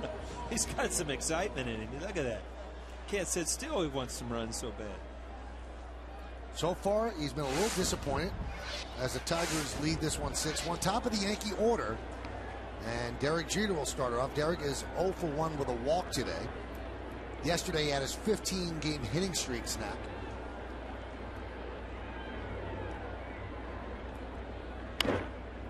Grounded foul. All right, your 3rd time through. Are you feeling better about facing a young guy that you don't know, or are you still not there yet? Well, I mean, he's got command of all of his pitches, and that's the thing. So it's not like you're going up there and like I keep saying, you've taken a pitch out of the mix, because he's throwing everything for strikes. And Vila's done a great job of pitching guys in, and I think that's very important. If you're a pitcher that gets guys out in, then you're going to get away with some pitches, because guys start opening up, and you'll get some misses out over the plate, and they'll miss it because they're opening up looking for that ball inside. Andy Pettit in his younger days used to just wear guys out inside, and it just made his sinker so good away.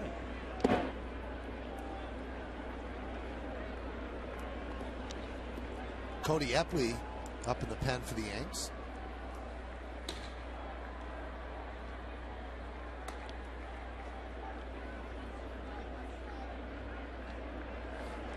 Tigers 3 runs in the first, 3 runs in the second. Yankees just 1 hit, a home run by Nick Swisher in the first inning. 2 other base runners, Jeter walked and Andrew Jones walked. 6 strikeouts in 5 innings for Smiley. Jeter is 0 for his last 7, so his average has dipped to 395. Not too bad when you can dip to 395. Fights that off. A lot of times, and you see Derek, he's gone for that ball up and in a lot, and that's just because you start feeling the pitcher's going to pitch you inside. You start opening up a little bit, and you start looking for that ball in, and strike or not, you start offering it.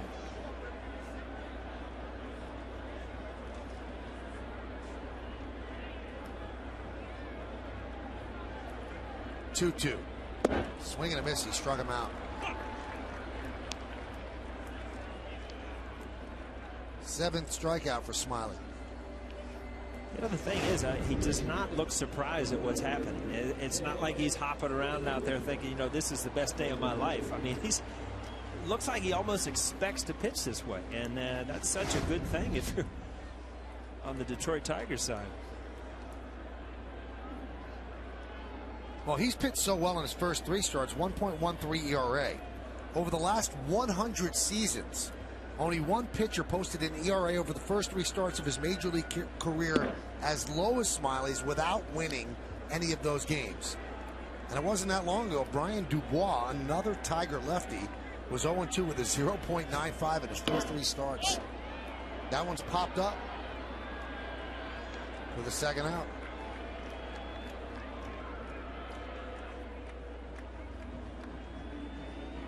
It's so funny. If you look at a guy throwing the ball as well as Smiley is today, it almost looks like the Yankees are just flat today. Well, it has a lot to do with that guy on the hill. I mean, if he's making his pitches and he's throwing strikes like he is today, it makes that offense just look dead because nothing's happening.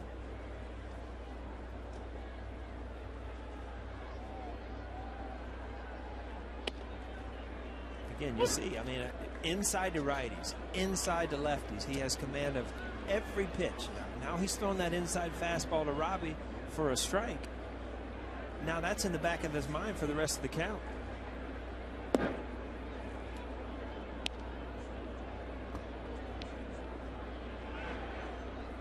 Luke Picconen and Joaquin Benoit, who we saw yesterday. Well, that sounded fast. Good acoustics out there. Yeah, great sound effects today. Early in the game, the ball off the bat was cracking. Fly ball, Dirks, and the Yankees go down in order again against Smiley. Nothing to smile about against this left-hander. Let's go to the 7th, 6-1 Tigers.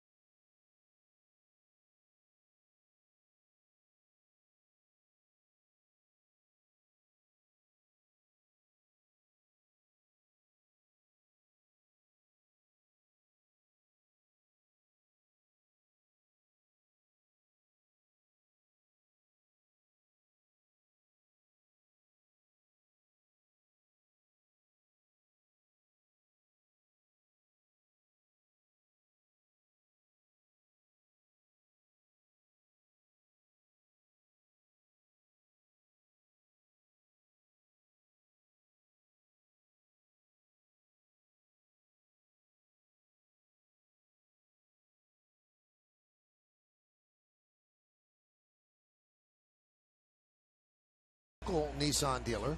It's been mostly Tigers, 6-5-0, and the Yankees one hit. Nick Swisher's home run in the first inning.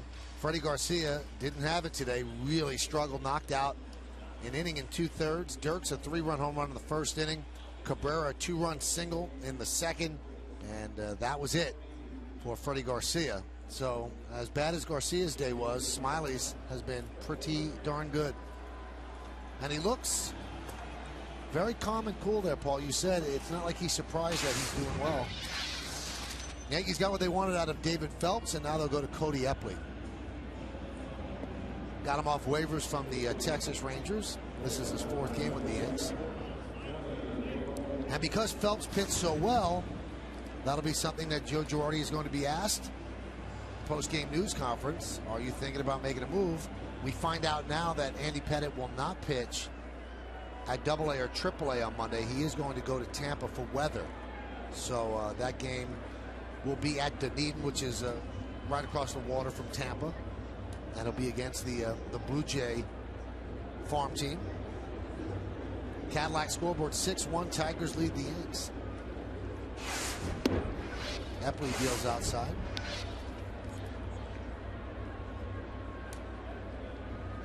Kind of comes from the third base side. Not quite underhand. Kind of slingshots the ball. Breaking ball strike. You think it would be tough for him with that delivery to get out lefties? Well, it usually is, because everything's kind of coming into you from the lefty. But, you know, that first pitch had a lot of sink on it. Depending on how much sink you can get on the ball, I mean, you're able to get lefties too.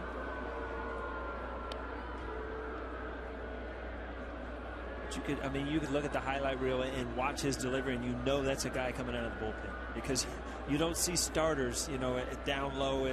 These guys come in for specific reasons, to get out righties. And that view gives you a little bit of an idea of what a righty feels like against Epley.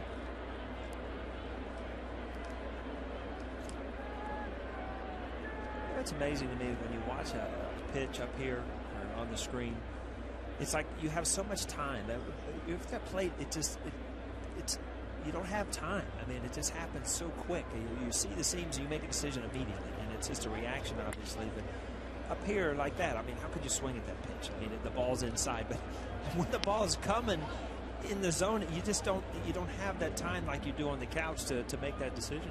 Is your mind able to process, because it's kind of less than half a second, or is it total reaction? Well, I think it is a reaction. You've trained yourself to you know, see the ball in certain areas and know if it's a strike or a ball. And I mean, obviously, a big thought process behind this. He paroled the lines, another base hit to left field. Hold off at first, but it becomes a reaction. There's no doubt about it.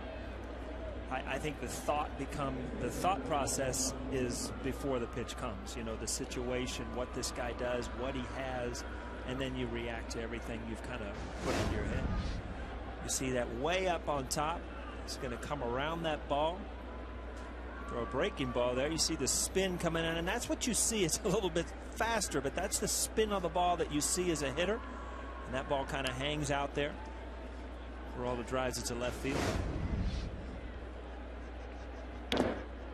Bunted foul.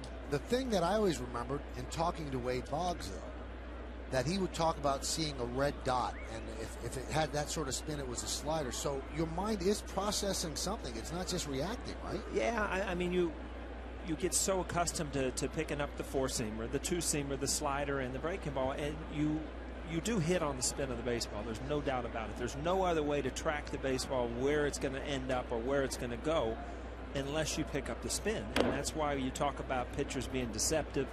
It's because you don't pick up the ball well out of their hands, and you don't see the spin. And that's, in the old days, right when they came up with the split finger, was so hard because you could not pick up the spin, that you had the same arm speed, and it's like the ball slipped out of their hand. It looked like a fastball, and the ball wasn't there. So it was like a total adjustment to learn that pitch as a hitter. Those guys in the bullpen sound like they throw really hard. Yeah.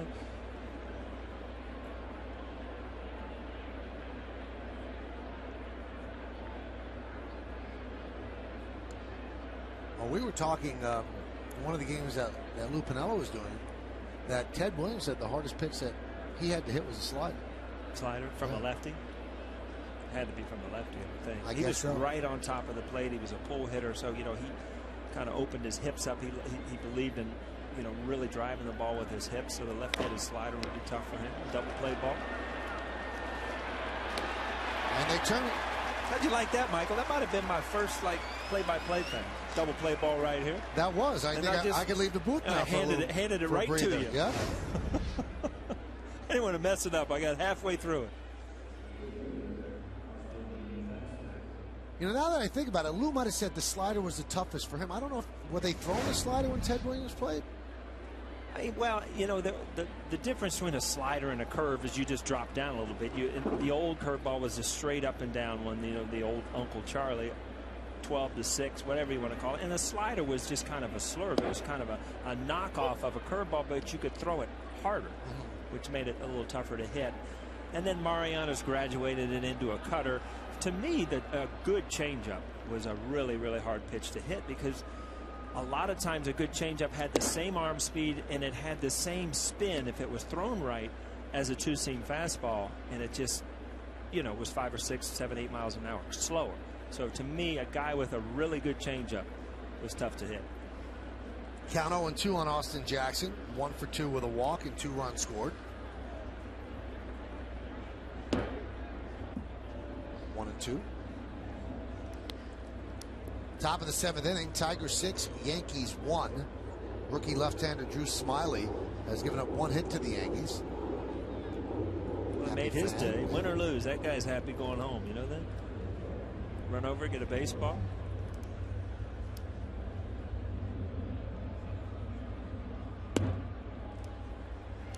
What are the odds of that, Michael? Look at all the people in the stands for a little guy to come to a game and go home with a game-used ball. Huh? The odds are not great. I think I've asked you. I mean, you've been to tons of games as a little guy, right? Never got a ball? Never got. Well, I was sitting in the upper deck last row, so they didn't come up there. You needed Mickey Mantle to hit one? With a fungo bat. Fly ball to center, and Austin Jackson is retired. No runs a hit, no errors, and nobody left on base at the end of 6.5. Time for the 7th inning stretch here at the stadium. Yankees are trailing the Tigers 6-1, but we'll stay where we are to honor America with God Bless America. Ladies and gentlemen, will you please rise, offer a moment of silent prayer as we remember the servicemen and women who are serving our country at home and around the globe. Thank you. Now join in Kate Smith's rendition of God Bless America.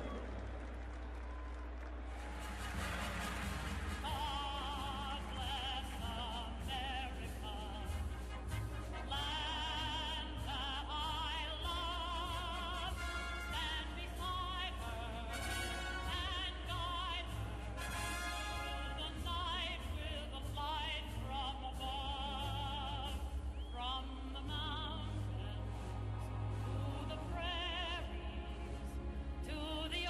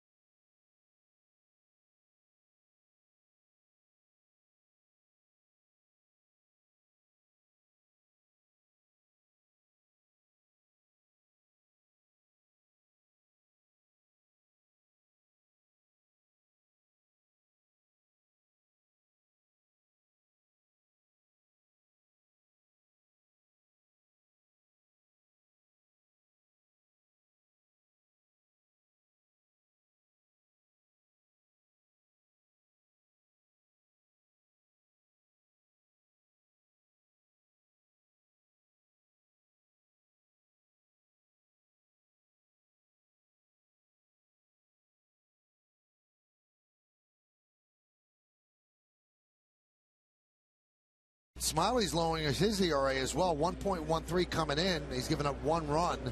So he's got a couple more innings to go, and they keep him in there. His pitch count is in pretty good shape. Young left-hander, second-round draft pick in 2010, 1 year in the minors, and here he is in the starting rotation, and the Cadillac scoreboard shows that he leads 6-1.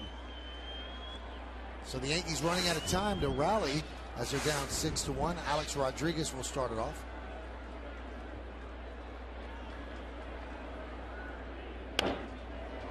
And there's the Yankees' second base hit, and their first one since the first inning.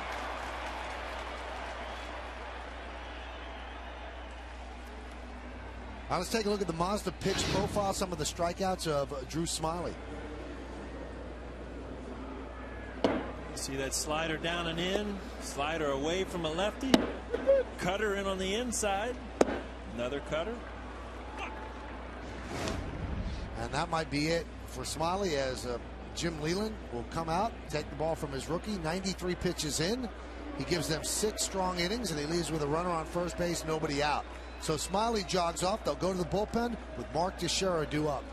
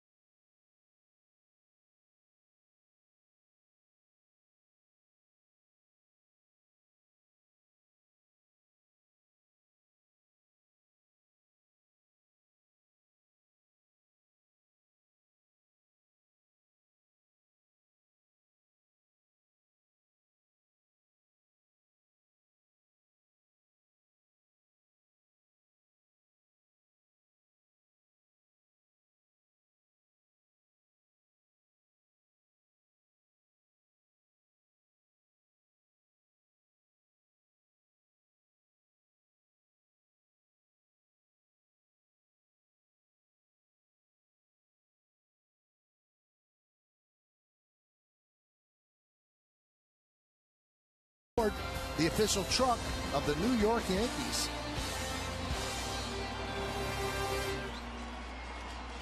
Well, Drew Smiley couldn't go further than 6+ innings, but the 6+ innings were pretty impressive. 2 hits, 1 the home run by Swisher in the first, just walked 2, struck out 7. He threw 93 pitches, so he's looking for his first big league win if the bullpen could get 9 outs.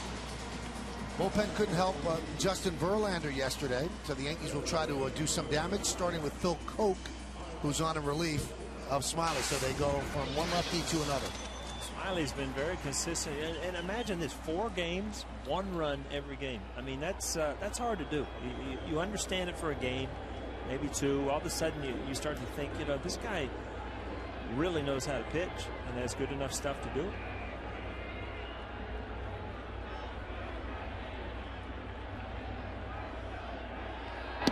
Pitch outside to Teixeira.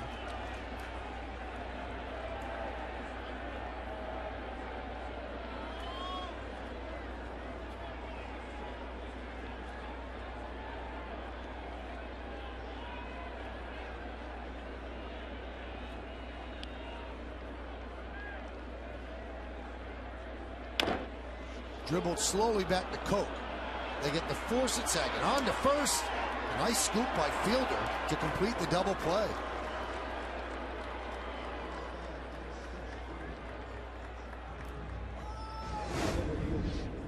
So Phil Koch get off the mound. The important thing is the first throw. Gives you an opportunity. Prince Fielder makes a good play. Nice little pick. They got the call right. First base umpire Rob Drake and Phil Koch.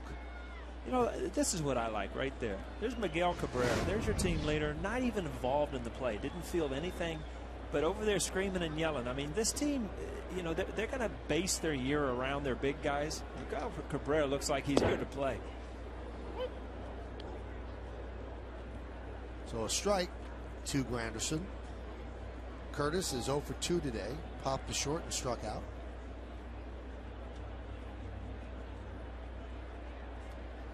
A mixed bag for the two other New York teams that are in the playoffs that played today. The Knicks got crushed by the Heat, and the Rangers won the first game of their best of 7. I believe it was 3-1 over the Capitals. That one is driven deep to right center field. Going back, Jackson. Track, wall, see ya. Into the Yankee bullpen. Granderson with a home run. It's 6-2 Tigers.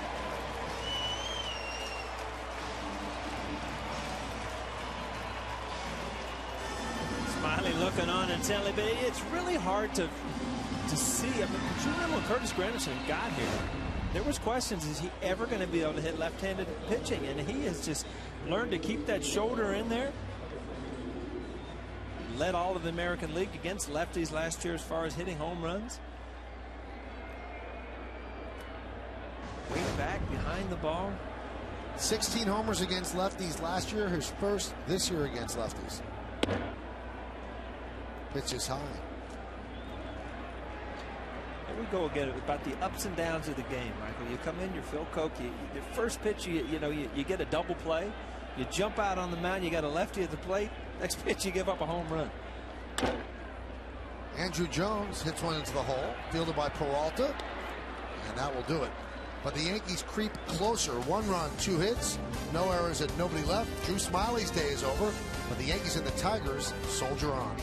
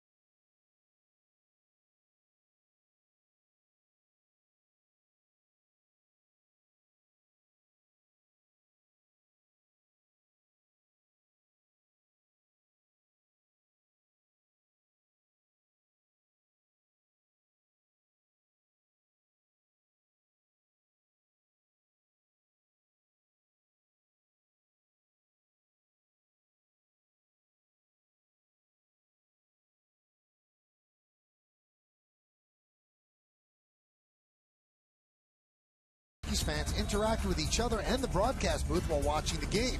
See what other fans are tweeting about and get up-to-the-minute scores and in-depth pitch-by-pitch stats, all at YesNetwork.com. Pretty cool. Sign up for that.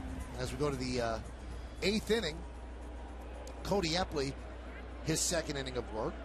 Yankee bullpen has done a good job. Clay Rapata came on for an inning and a third of scoreless ball. David Phelps, 3 innings of scoreless ball. Cody Epley, an inning of scoreless ball. And the Yankee bullpen has had to pitch all of these innings because Freddie Garcia got knocked out with 2 outs in the 2nd inning. Swing and a miss by Bosch, and that puts a lot of pressure now on CC Sabathia, this guy you want out there on the mound tomorrow, to give them a lot of innings. You cannot continue to ask your bullpen to put 7+ innings on the board. Hyundai scoreboard, 6-2 Tigers over the Yanks. That's why every single game is interconnected. You can't just bring everybody in that you want to get in. Sometimes you've got to lose a battle to win a war, and you also know that you've got your big guy out there tomorrow that does give you innings.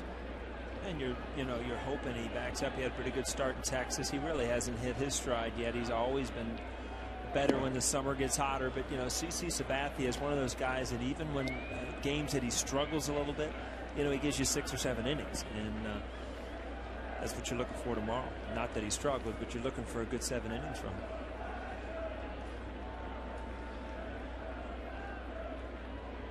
Swing and a miss. Bosch down on strikes.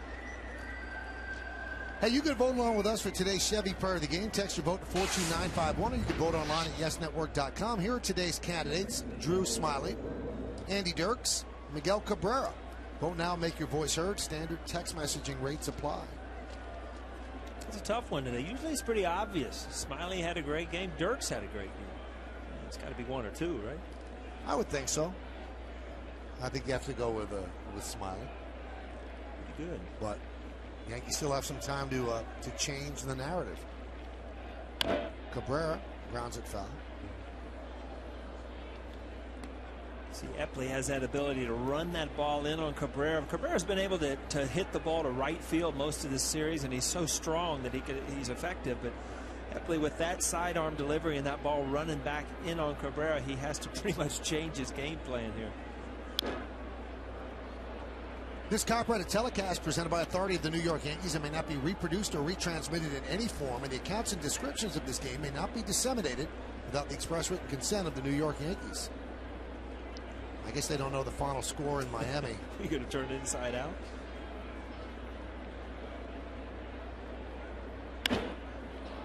High fly ball, deep right center, and that ball is gone. An opposite field home run for Miguel Cabrera. Tigers now lead 7-2. I'll tell you what, Michael, he is some kind of hitter, and I'll tell you one thing. Every once in a while, I think as a pitcher, you kind of overthink what you just did. He threw 2 great fastballs in on his hands, and he tried to trick him with a slider. And that slider, what it did, it got out over the middle of the plate, allowed him to hit the ball to right center. And I'm telling you what, this ballpark right here, this guy is dangerous. The ball at him, but it just stays right over the middle of the plate, and it's so hard. You see the reaction of the catcher. It's just right off the bat, you knew where that one was heading. He has 7 home runs, Paul. 6 of them have come on the road. His ballpark is so big, Comerica Park, so he does his damage away from home. Like I said, he threw 2 great pitches to get 0-2, and then he just left a slider right out over the plate. Really a good hitter. I mean, to tell you, even in batting practice, you can tell he knows how to hit. He has a great approach, and he is so strong that he doesn't have to try to pull anything.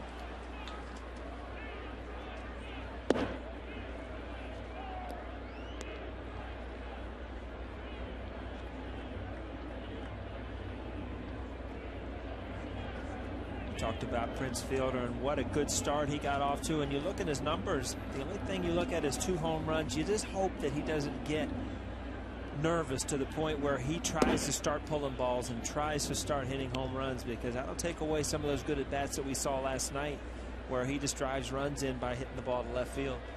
He has so much power and he's going to hit his home runs, but it's so hard as a hitter when the guy before you is having such a great year. You try to live up to him. There's a strike to Fielder. Hey, I misread the note, Paul. Cabrera has his 6 home runs at Comerica. That's the first one away. So he could even dominate that big ballpark. So my mistake there. He obviously has hit home runs in Detroit. First one away. You saw that swing there. That's Prince Fielder where he's trying to pull the baseball. And obviously he's facing a righty that is going to have trouble getting him out. But everything was to left field. See this ball open, front hip open, looking to try to drive one out of here to right field. Such a different swing than we saw last night. But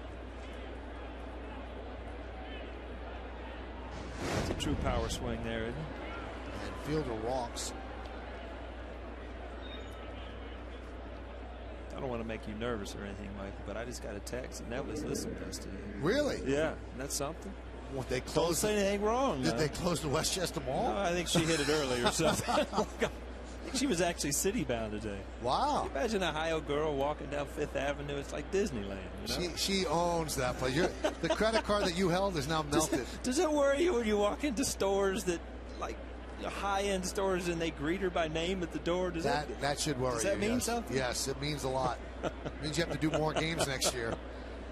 Here's Andy Dirks. Grounded to Teixeira.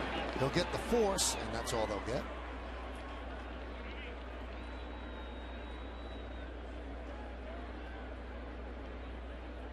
She keeps walking down Madison Avenue. You'll be doing 100 games next year. If you figure if she's going in there when I'm doing games, I might save money by not. Huh? You know what? Yeah, Cincinnati, you're playing for the tie. Ohio, huh? You're playing for the tie. That's right. Yeah, Skyline Chili and stay at home at night. That's a pretty reasonable way to live. And what was that ice cream? Graders. How can you ever ask that again, huh? It's like the best in the world. You got the first time I went to Cincinnati with you with that purple stuff. You got purple ice cream. Purple what stuff. Was it? Yeah. Blueberry. Blackberry raspberry chip. It was good. Reds are actually coming to Yankee Stadium this year. Are you doing that series? No, I'm not. Really? That doesn't make sense. Well, you know what? I've got a son getting married this summer. There's a few other things going on. Popped up. How to play.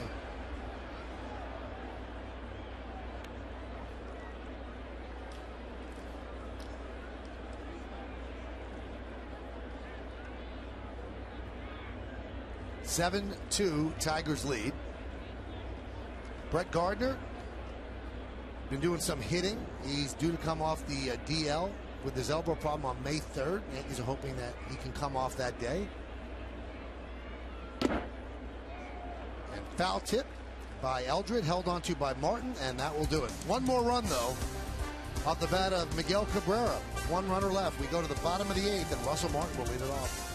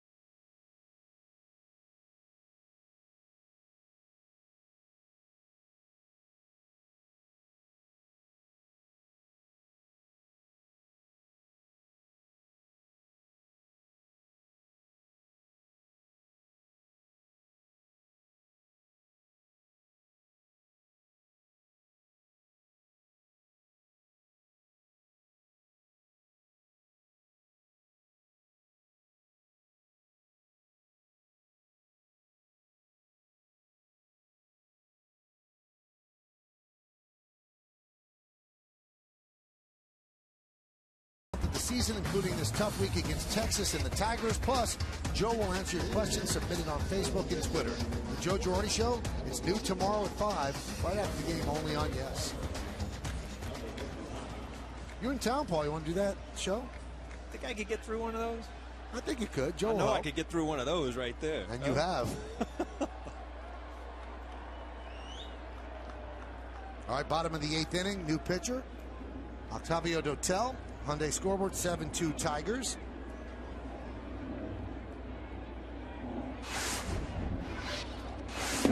Yankee offense, the long ball, solo shots, home run by Swisher in the first, home run by Granderson in the 7th. If you weren't listening last night, we went over Octavio Dotel. 13 teams he's pitched for in the major leagues. It's amazing. Is that a record? Did we figure that out? It is a record, yeah. 13 different teams. That's a lot of uniforms.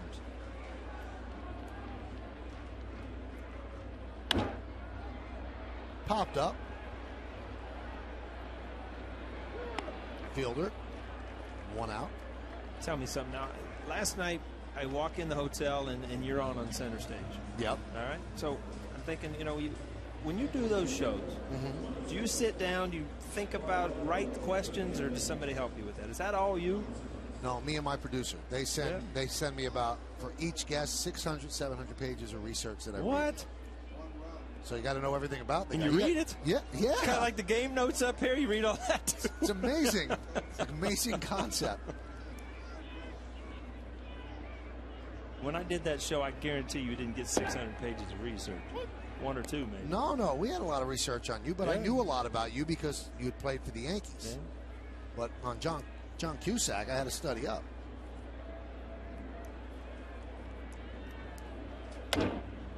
Punch the other way and foul. What's the number of? Hey, look at that. Now that's cool. See that? They never go away. They're like antiques now. They give them away. Those are the ones that didn't sell.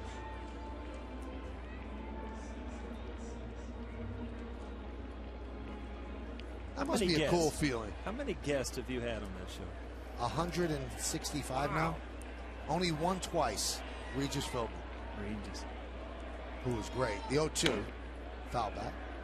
He's another guy. I mean, I've talked about players that, Don Mattingly comes to mind that you really have never heard a bad thing about from other players. Everybody respects him. Have you ever heard somebody say a bad thing about Regis Philbin? No. He's the greatest guy to just sit and talk to. He's just a good person. The 0-2.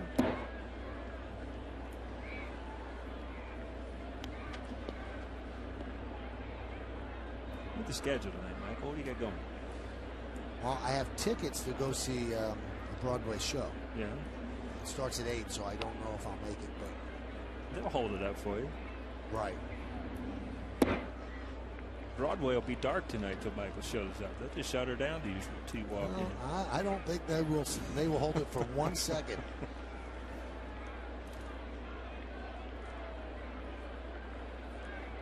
Two count on Eduardo Nunez is 0 for 2. Swing and a miss. Now 0 for 3. Hey, after the last out, catch the WB Mason postgame as Bob Lorenz and Jack Curry have highlights and analysis from this matchup and around baseball. Plus, Meredith Marakovitz gets the team's reaction from the clubhouse. It's the WB Mason postgame, and it's only on Yes. That'll bring up Derek Jeter. Derek's 0 for 2 with a walk.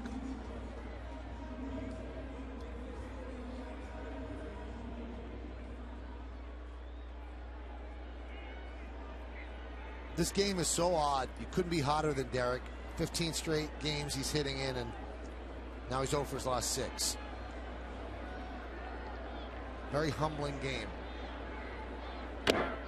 That's why if you are successful 3 out of 10 times, you're a star. He's a star.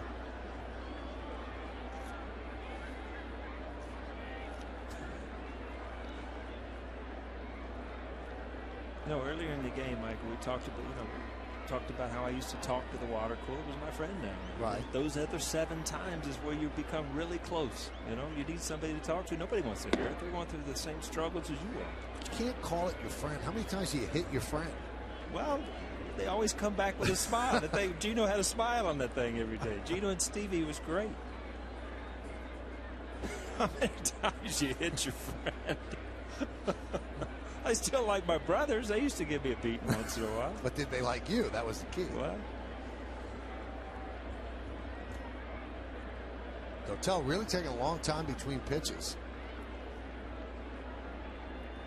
A cat and mouse game going on. And the pitch. Driven out to right field. Bosch in the corner near the line. Reaches. Ouch. Can't make the play. That's that wall down there in the right field corner that does not give it all. It's a cement wall with a little padding. Toughest play in Yankee Stadium, new or old. There's no room down that right field line. You got padding, but behind the padding is cement. Cement doesn't give. No, a lot of the walls, you know, are kind of give a little bit, and you'll see what gives here. That body will give. Ouch. Yeah, the body gives, the concrete doesn't. And the little karate chop from the Yankee fan there.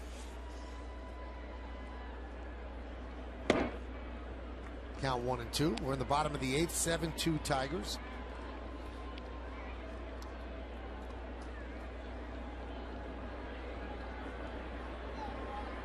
Closer Jose Valverde joins Joaquin Benoit.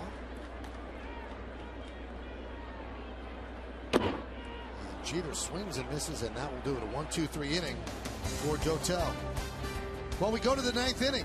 Yankees trailing 7-2 here on Yes.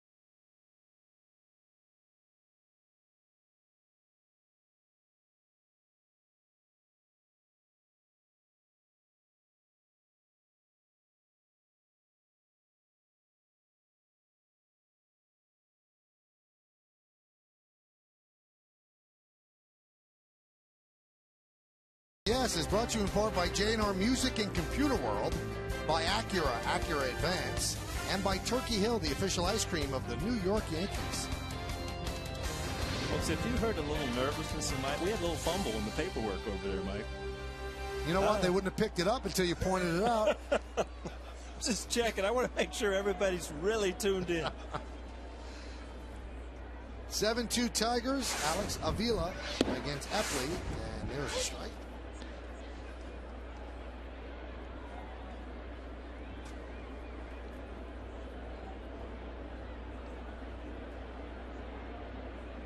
Well, Michael, I mean, if you look at the positives today, David Phelps, Epley, both have thrown the ball really well.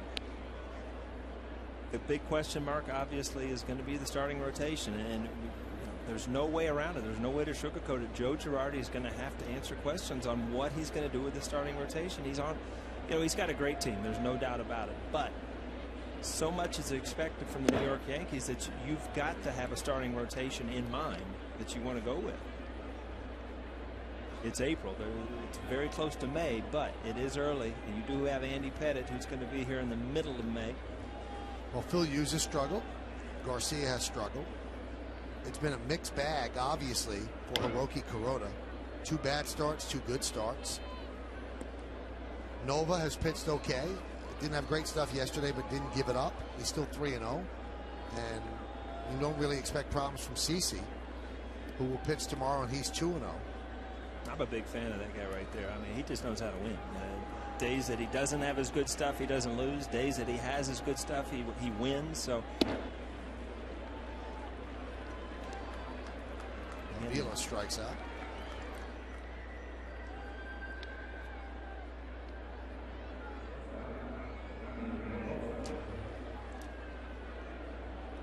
It's part of the trials and tribulations of a of the baseball season. It's really the greatest indicator of a great team. You can't hide over 162 games. Your weaknesses will be exposed. Your strengths will also be accentuated.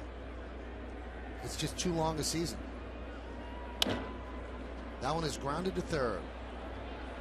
A-Rod across the diamond, and Peralta is retired.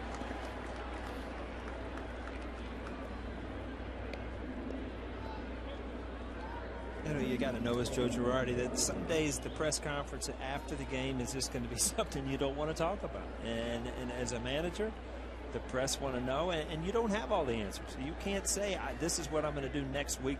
This is what I'm going to do. You know what you're going to do tomorrow. You're going to put CC Sabathia on the mound. But from there on, you have to start, sitting down with Larry Rothschild and then trying to figure out if it doesn't change what you do. And, hopefully it does. Santiago grounds out to Cano, and that will do it. Tigers go down in order 1, 2, 3. Bottom of the ninth, coming up for the Yankees, it'll be Swisher, Cano, and A-Rod.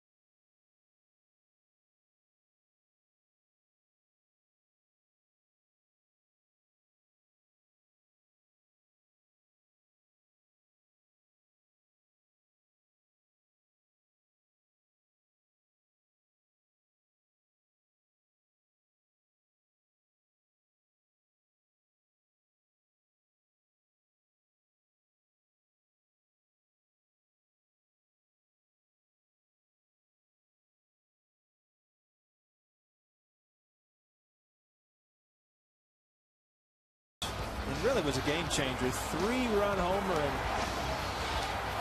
you see the reaction there. Freddie Garcia, it kind of just took the wind out of the sails from the Yankees. Andy Dirks on a great day.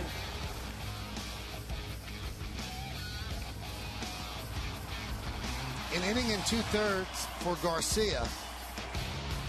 So the Yankee bullpen today pitched 7 1/3, 1 earned run and 2 hits. So they did their job. Now Jose Valverde will try to do his. This is not a save situation with a 5-run lead. You see his numbers, 4 out of 5 save opportunities converted. A lot of walks. So 14 base runners in 8 2/3 innings. He's not a Rivera type. He will make you get a little nervous. But he's got good stuff.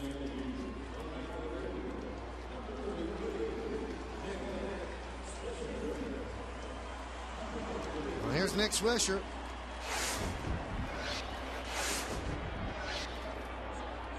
He had the only run against the rookie Drew Smiley. 1-out home run in the first.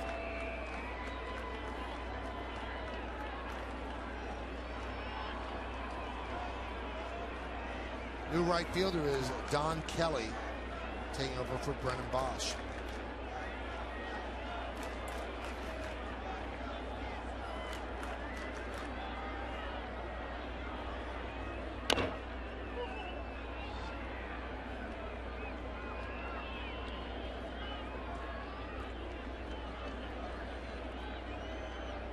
We argued last night, and we can argue till the cows come home. You're never going to get a direct answer. And we even asked on the trivia question whether Justin Verlander could win the Cy Young and the MVP. Was that right? And your argument was the Detroit Tigers would have never been in their position without Verlander. Right. Look what Valverde did last year. Would they have been in that situation without him? What, he had 49 for 49? Well, I'll tell you what, though. the way I would look at most valuable, I think you can replace Valverde. Even if a guy, say 45 out of 49, I don't think there's a replacement that is equal to Verlander. I don't think anybody else could be a starter for them and have made them do that.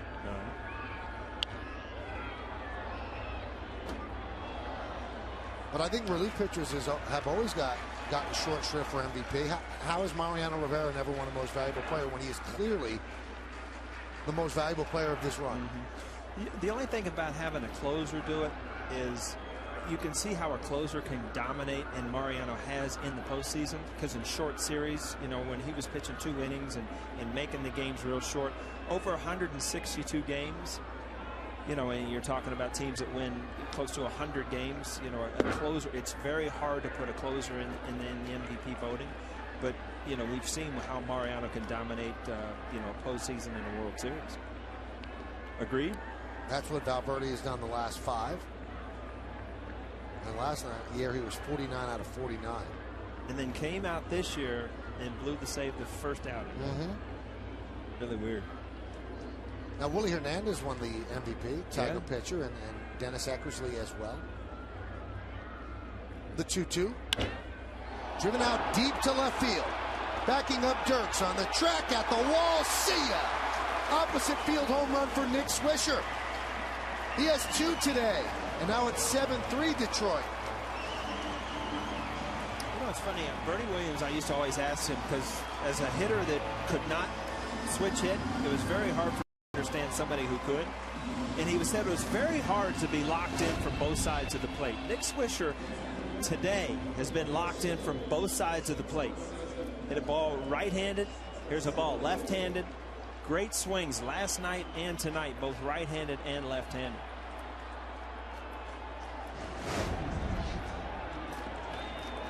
That's Nick's 18th career multi-homer game. 1 righty, 1 lefty today. Pitch to Cano is low. See that 4-fingered fastball, and he doesn't grip it till the end, or almost where he releases the ball. See the spin, that's just a straight 4-seam fastball. Went out harder than it came in.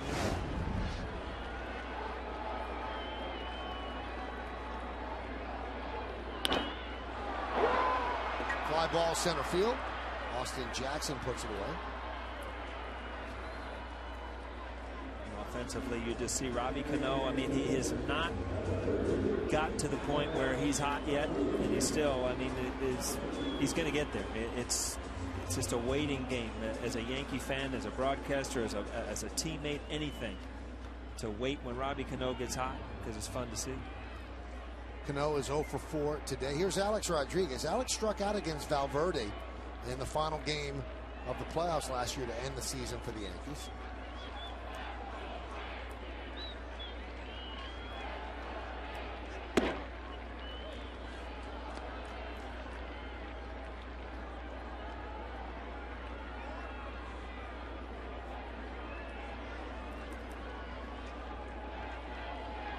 See so many times closers come in non-save opportunities and just, you know, you give up a home run, give up a couple hits, just for some reason don't have the same intensity as in a 1-run game.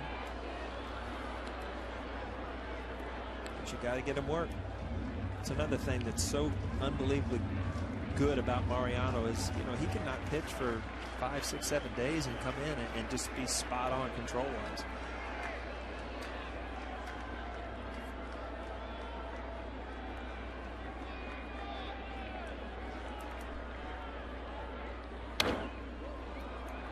One and two.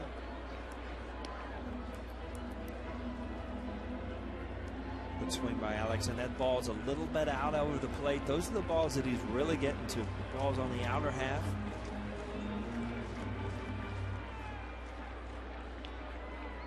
And you say, well, why would you ever throw him anything on the outer half? Pitchers, it again might look easy on TV. It's very hard to throw 3 consecutive pitches right on the inside corner. See, that ball was supposed to be in, and it ended up away. I mean, pitchers, as good as they are with control, in a full count, you know, where you see 5 or 6 pitches, it's extremely hard to hit that catcher's glove every single pitch.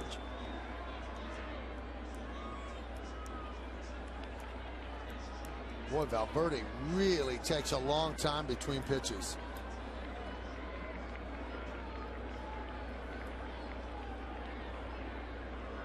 And now the count 3-2.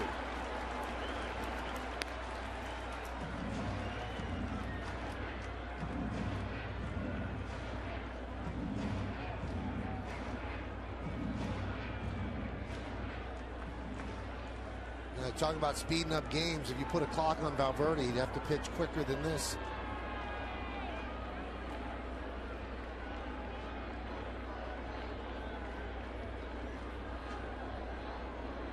Might have to get the Bigelow T weather out here again. He's trying to draw rain. Real slow delivery, slow walking around, slow getting into the pitch. And he walks Alex Rodriguez.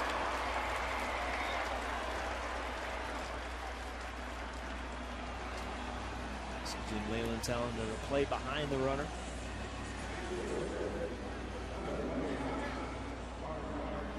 So here's Teixeira, who is 0 for 3. Fly to left, fly to right, wrapped into a 1-6-3 double play.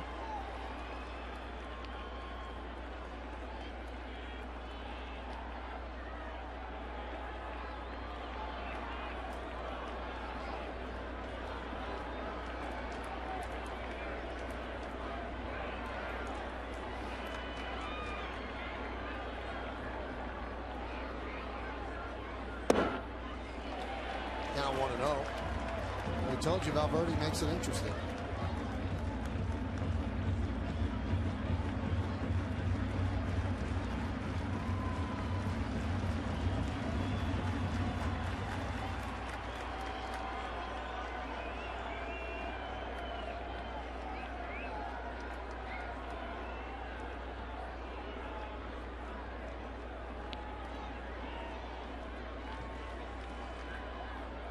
The 1-0. 2-0. That last pitch, before even having a conference, that last pitch he took about 32 seconds. Allowed to do that? Well, without anybody on base, you only have 12 seconds. So he was just completely obliterating 12 seconds.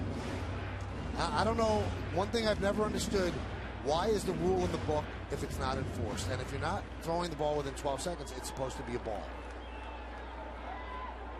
You can't do anything when there's a runner on base, though, because you can step off and throw over. Sure. But when there's no one on base, you should be able to enforce 12 seconds between pitches.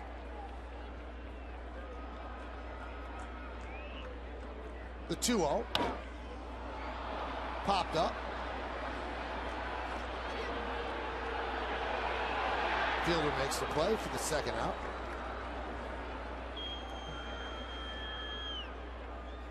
Curious that you would swing on 2-0 when you're down by 4 runs. Well, you definitely think about it. I mean, Mark Teixeira obviously is a home run hitter, a home run threat, but you're down 4 runs. You know, you need to try to get that tying run to the plate. If Valverde wants to walk the bases loaded, let him. And Joe Girardi, you know, he has a ton of veteran hitters that have a good idea how to hit, so he probably doesn't give the take sign a lot of times in those situations. Here's Curtis Granderson. Alex Rodriguez will take off. There's a strike, and Alex takes second on defensive indifference. On deck for the Yankees is Raul Ibanez. He would pinch hit for Andrew Jones. That's my first defensive indifference of the year. Yep. First one for you.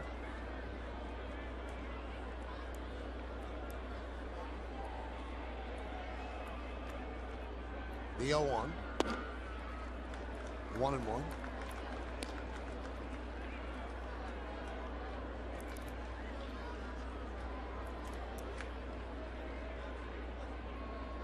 You can see Curtis Granderson even in the box. You're sitting there like, oh, are you ready? Let's go.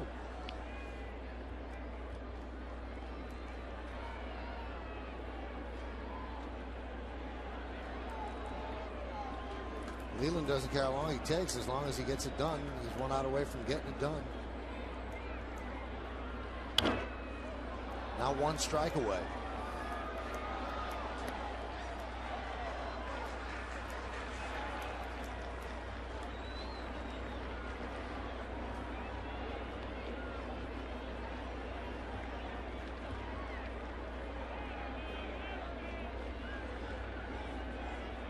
He's pitching like a man who has absolutely nowhere to go.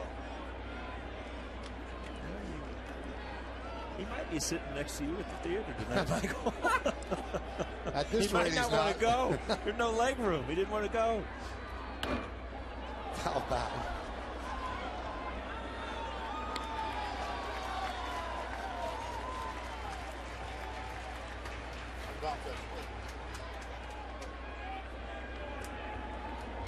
Seven 7-3, Tigers lead the Yankees. Middle game of a 3-game set. Yankees won last night 7-6.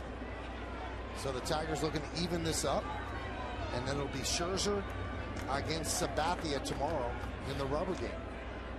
You know who's getting nervous right now? Frank and Mary getting nervous because I'm going to meet them for dinner. They want to know when to go, you know? Good pitch to lay off right there. That's a tough pitch. When you get down towards the end of the game and, you know, you've seen a couple fastballs, take something off of it. It's a good at bat by Curtis Granderson.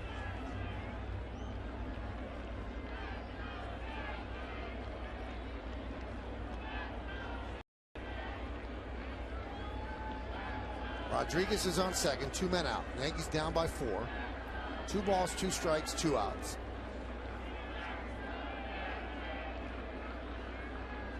And the pitch. Looped into shallow left. That ball is going to find some grass. A base hit. Alex Rodriguez will score. RBI for Granderson. And now it's 7-4 Tigers.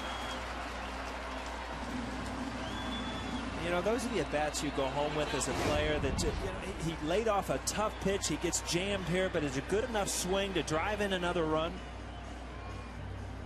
I always thought those at-bats at the end of the game kind of just went into tomorrow's game. If you battle, then you walk in tomorrow's game confident. There's Granderson saying, ouch. Once in a while when you get jammed, that bat really kind of bruises the inside of your hand. Here's Raul Ibanez pinch hitting for Andrew Jones. Andrew was 0 for 2 with a walk today.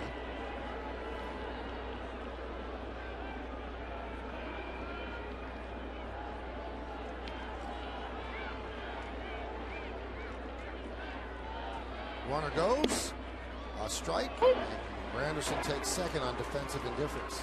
You see Raul Ibanez all the way taken there, just hoping that he can get in a count where he could probably, you know, try to steal a walk and try to get that tying run to the plate.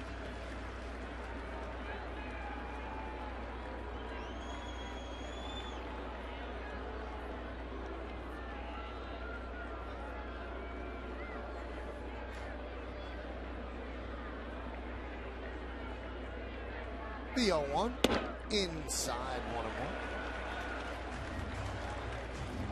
One more man gets on, and Eric Chavez on deck would come up as the tying run.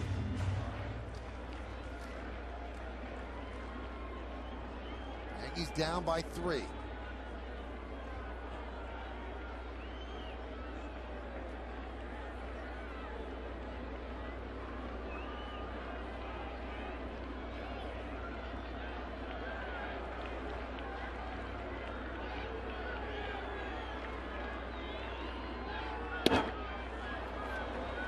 One and 2. Again, the Yankees down to their final strike, and Avila wants to talk with Valverde.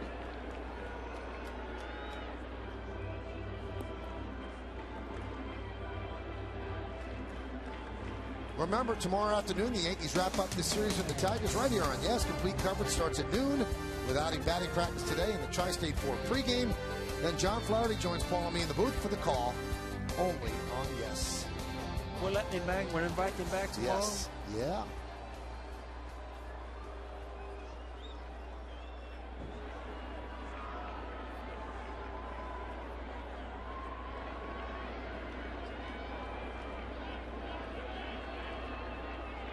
A 1-2 pitch.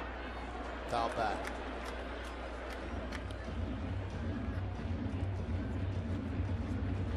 Crowd of 44,686 will was here at the stadium today. Some have headed home. But this game still somewhat in doubt. One more guy gets on, you have a chance to tie. When you're down 6-1, that's doing some heavy lifting.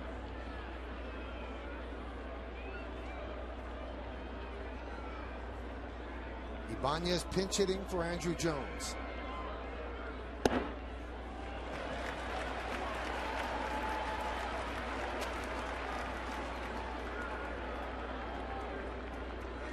And Chavez waiting on deck.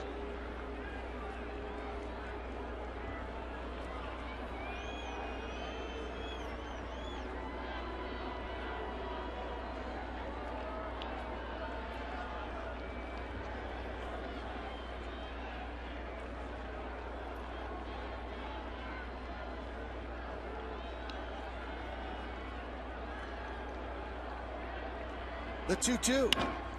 Base hit inside third. That will score Granderson. Ibanez going for two. The throw, not in time. A pinch hit RBI double for Ibanez. And the Yankees have pulled to within two.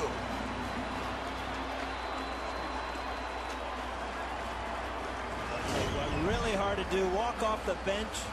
Get a good pinch hit. Good piece of hit. Ball running away. Slaps it the other way. Finds a hole. We talked last night when Ibanez was in left field. This is what he was brought over here to do. To pinch hit. To come off the bench at times. To DH at times.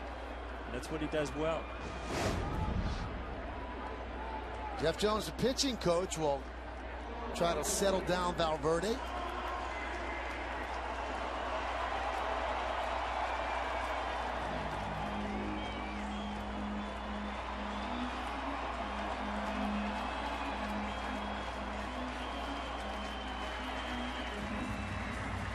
Now the setup guy, Joaquin Benoit, gets up. Eric Chavez one swing away from tying this game. You don't see that very often. When you have a guy that has the success that Valverde has had. But Jim Leland, I mean, you remember now, the Detroit Tigers have lost 5 in a row. And all of a sudden, you know, the wheels start spinning and you start expecting bad things to happen. Who cares? We got to get this win. Last Friday in Boston, Chavez with 2 home runs at Fenway.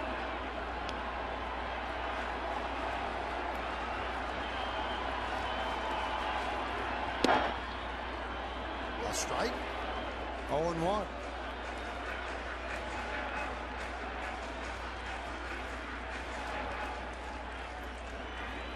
Very important if you're Eric Chavez. Obviously, you're a pinch hitter. You see you're down 2 runs with a man on, but you're there to try to get a hit. Your only option is not to hit a home run. And so try to keep this thing going, put more pressure on the Tigers to get that last out.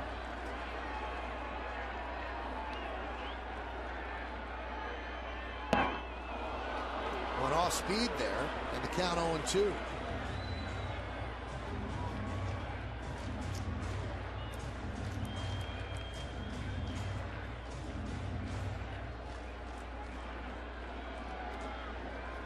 Chavez 0 for 1 lifetime against Valverde.